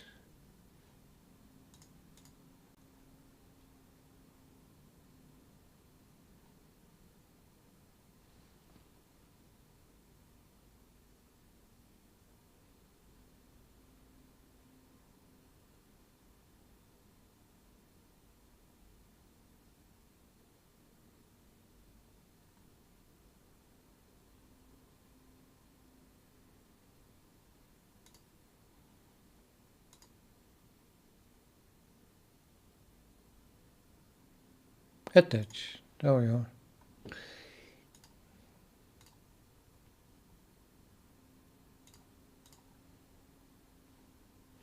Okay, well, no help there. Going to think about it myself, I guess. So, it might give more insight, and if we think about it, in as a bit mask. So in the above case, we simply have C, D, and E. Let's rename that to ABC. So C becomes A.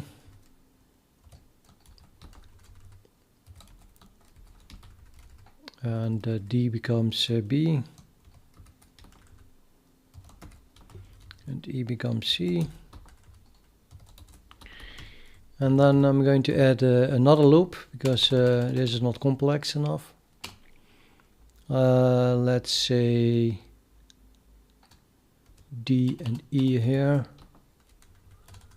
And then D here, which means an E here. What do I do? Undo, nothing. D here, E here, F here, and F here, which gives me again a loop, as you can see.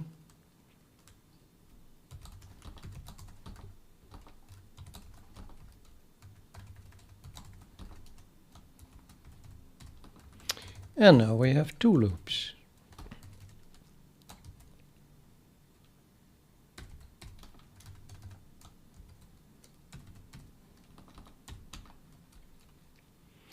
But there is no reason whatsoever not to swap E and F, and now it doesn't cross here, but well. In the end, there's no difference with this loop. Maybe we should add even another thread. These are just two parallel loops.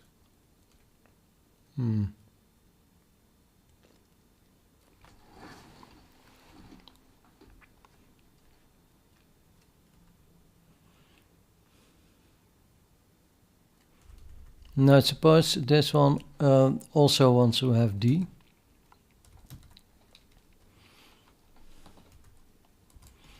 Then the graph gets a lot more complex.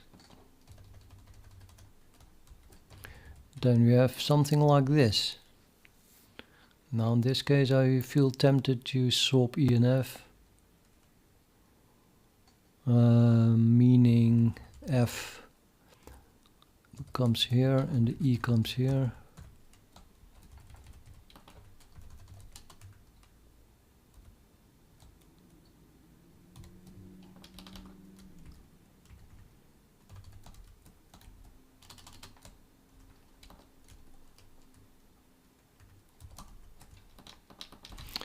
So we have a graph that exists of all kinds of closed loops.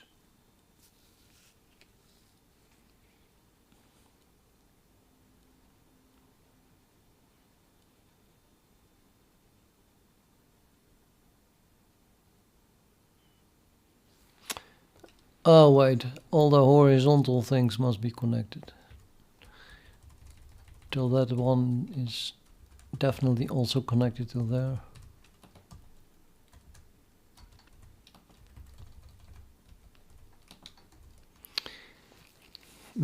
Is it possible to make something now that is impossible to represent in this way, but you always have to have crossing lines?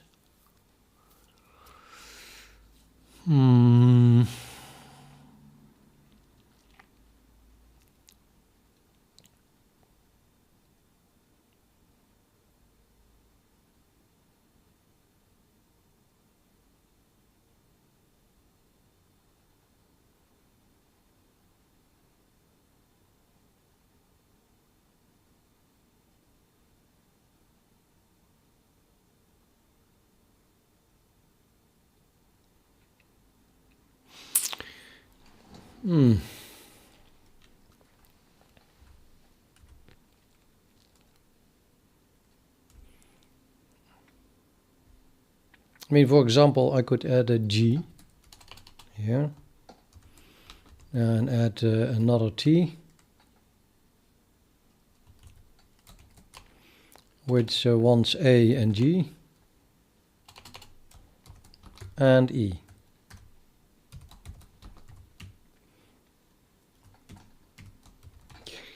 then we need to connect everything with a horizontal line and everything with a vertical line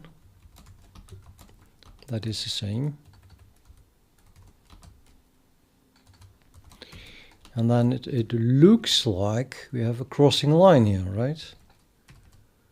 Again, here, crossing a line. But still we don't. Or do we?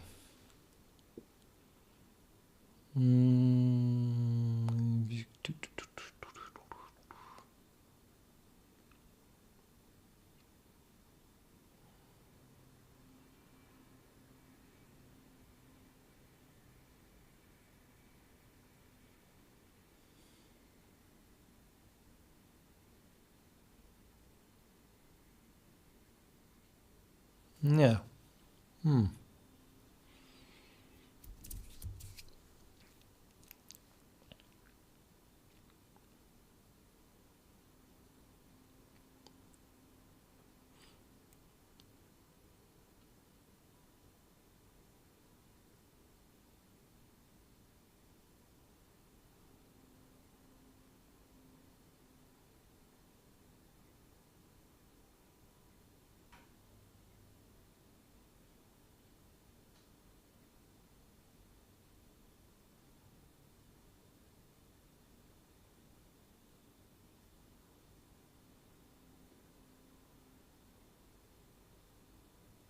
Yeah, because the only thing that is allowed here is swapping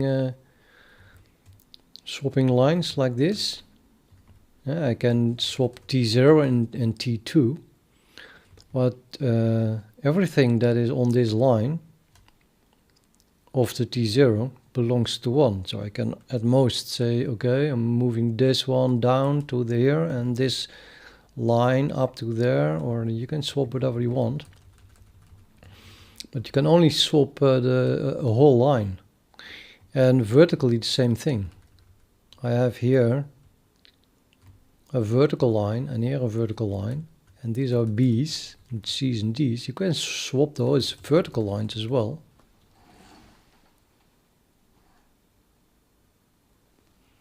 But that's the only thing you can do.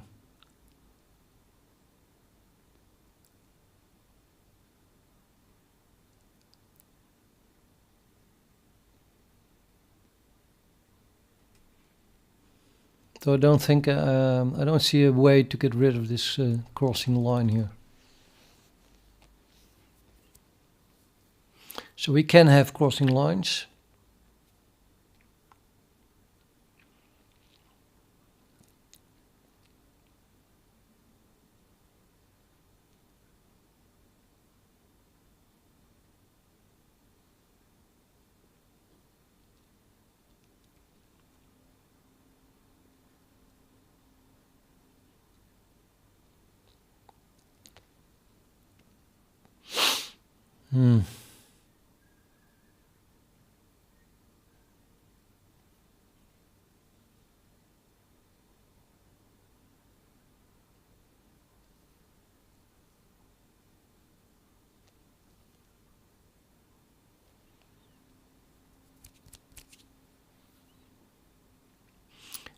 Any thread can win. It's no problem. It really doesn't matter how this graph looks like. You just point at any thread. You want the T1 to be the first? Okay, give T1 A, C, D, and F. Which then locks out T0 and T2 and T3. Any can win.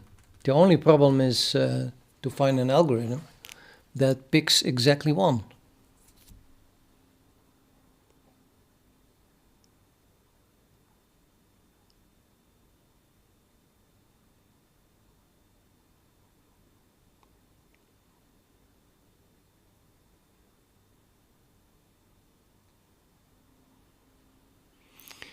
Yeah, fuzzy is silent something. I don't know what a Kuratowski graph is, but apparently we don't have that then.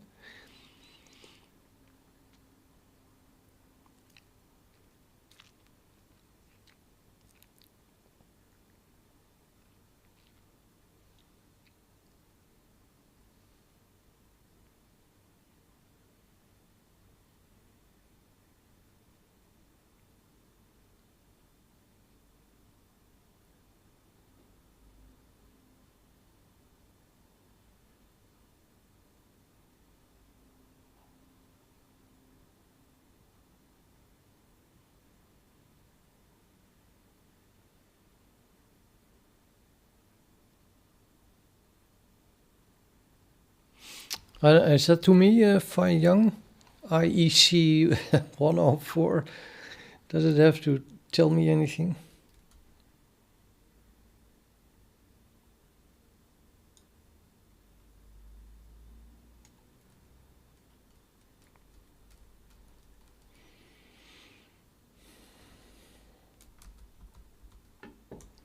You guys make me do this, right?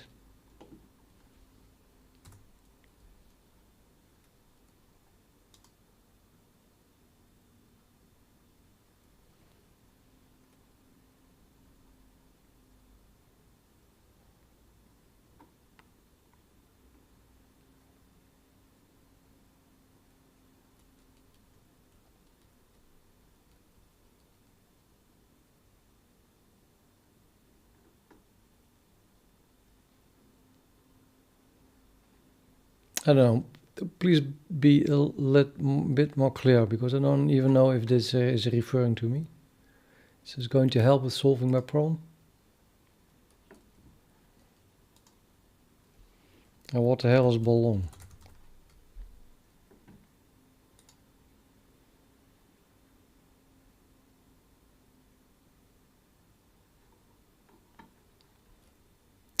Not getting it.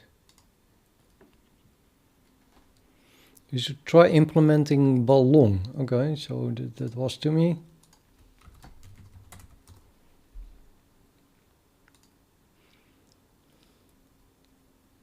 Why am I on a German side?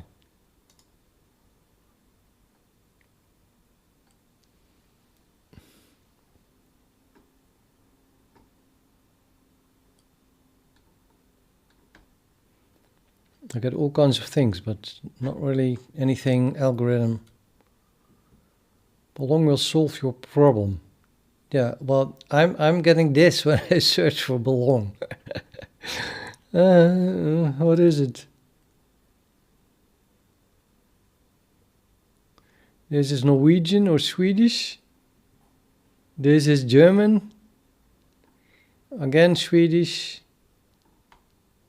Give me a link.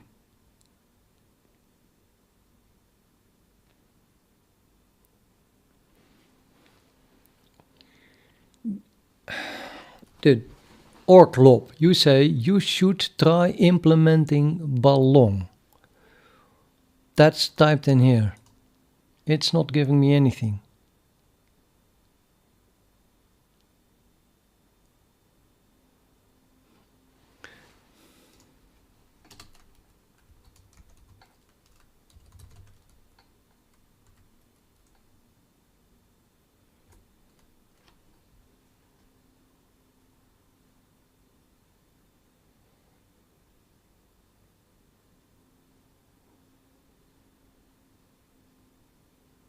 Yeah, I don't think it's. Yeah, now it is suddenly balloon. Balloon hashing. What does hashing have there?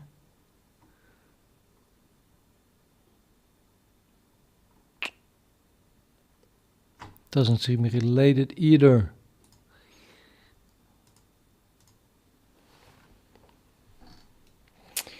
It's nothing.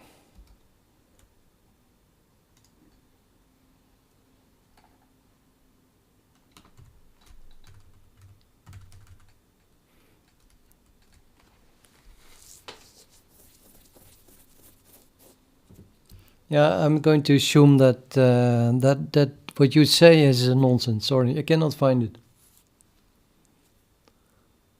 So let's think about this. The problem, you mean, if this is given to you all at once, then there is no problem. I mean, you just roll a dice and you say this one is first. Of course, the problem is that each of these things only know the B, C, D, E, and G. It only knows what it sees here. And it can communicate with the rest only through these objects. For example, it can take the read log on B, on C, D, E, and G, communicating in that way to the others that it wants to have it. And on this one could see that the read lock is being taken. But it doesn't say much because, yeah, I mean, they can all get into each other's way.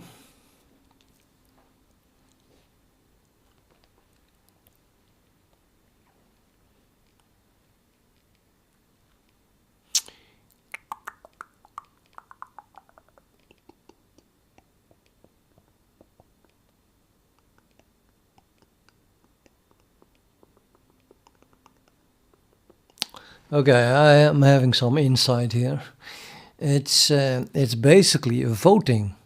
We need to vote who is winning.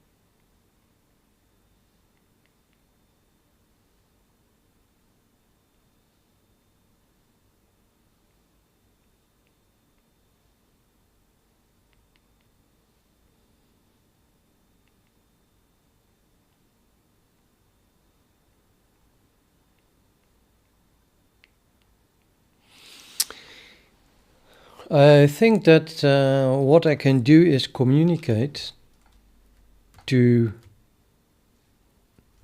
each resource that we wanted by placing a claim, like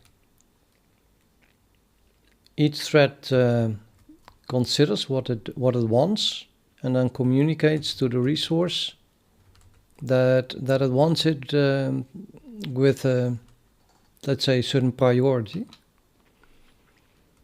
And the priority should be such that it is unique.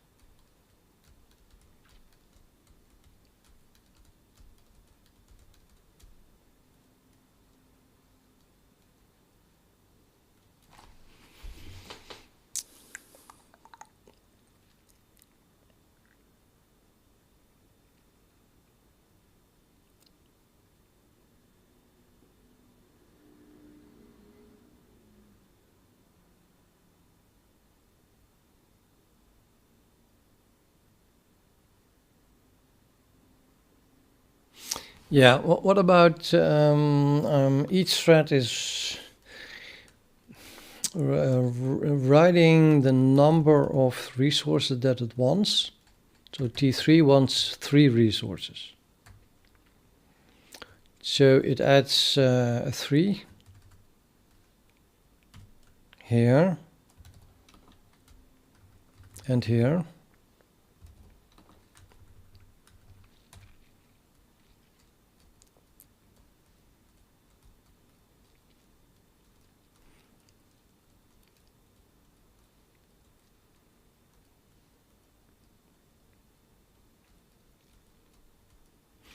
But only when that is less than the others write to it. So each they write it first to their own value. So each resource must so each position that you see here in the matrix has a value. There's a value for this one, and a value for this one, and a value for this one. But that's not true.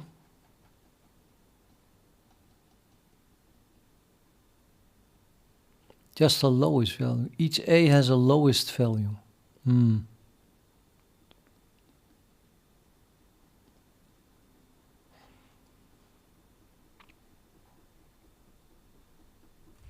So let's say T2 begins, it wants 5 resources. So it writes 5 here, and a 5 here, and a 5 here, and a 5 here. Now another thread starts running. This wants 5 resources.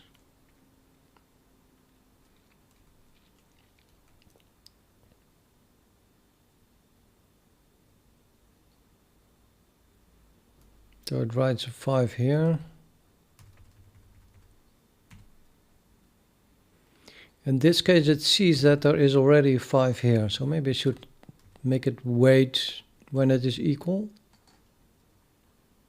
So this one waits. Oops.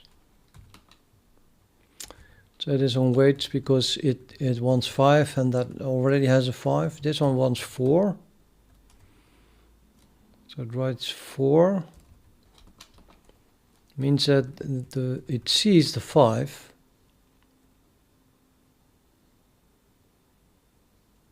So this changes into 4. So the 4 is on all is on the A.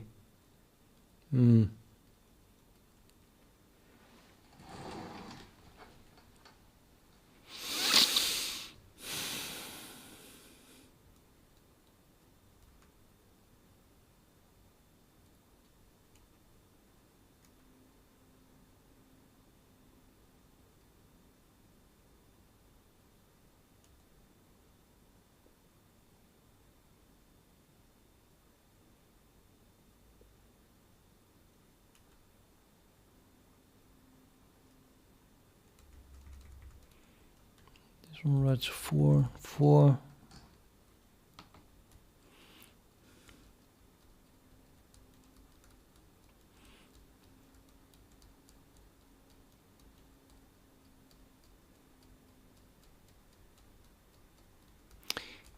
Problem is, of course, that at the moment that it overrides this 5, T2 should fail. Or should it? No, it's a voting system. So the 4 is less than 5, therefore T2 fails. If T0 manages to override this value, how can I make that work?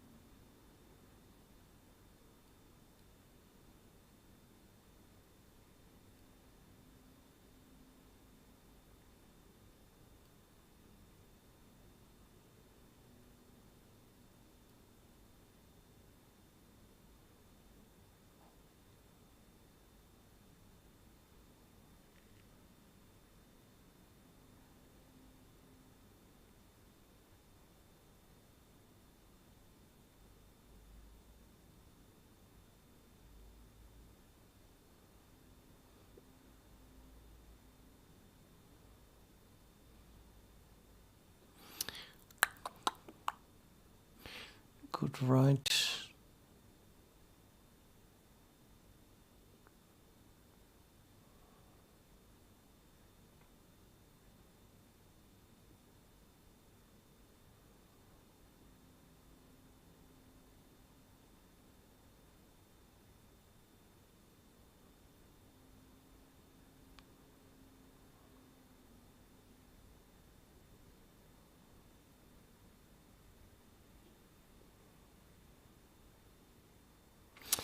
Yeah, well, sorry guys. What I normally would do is just lay down somewhere and then think about this.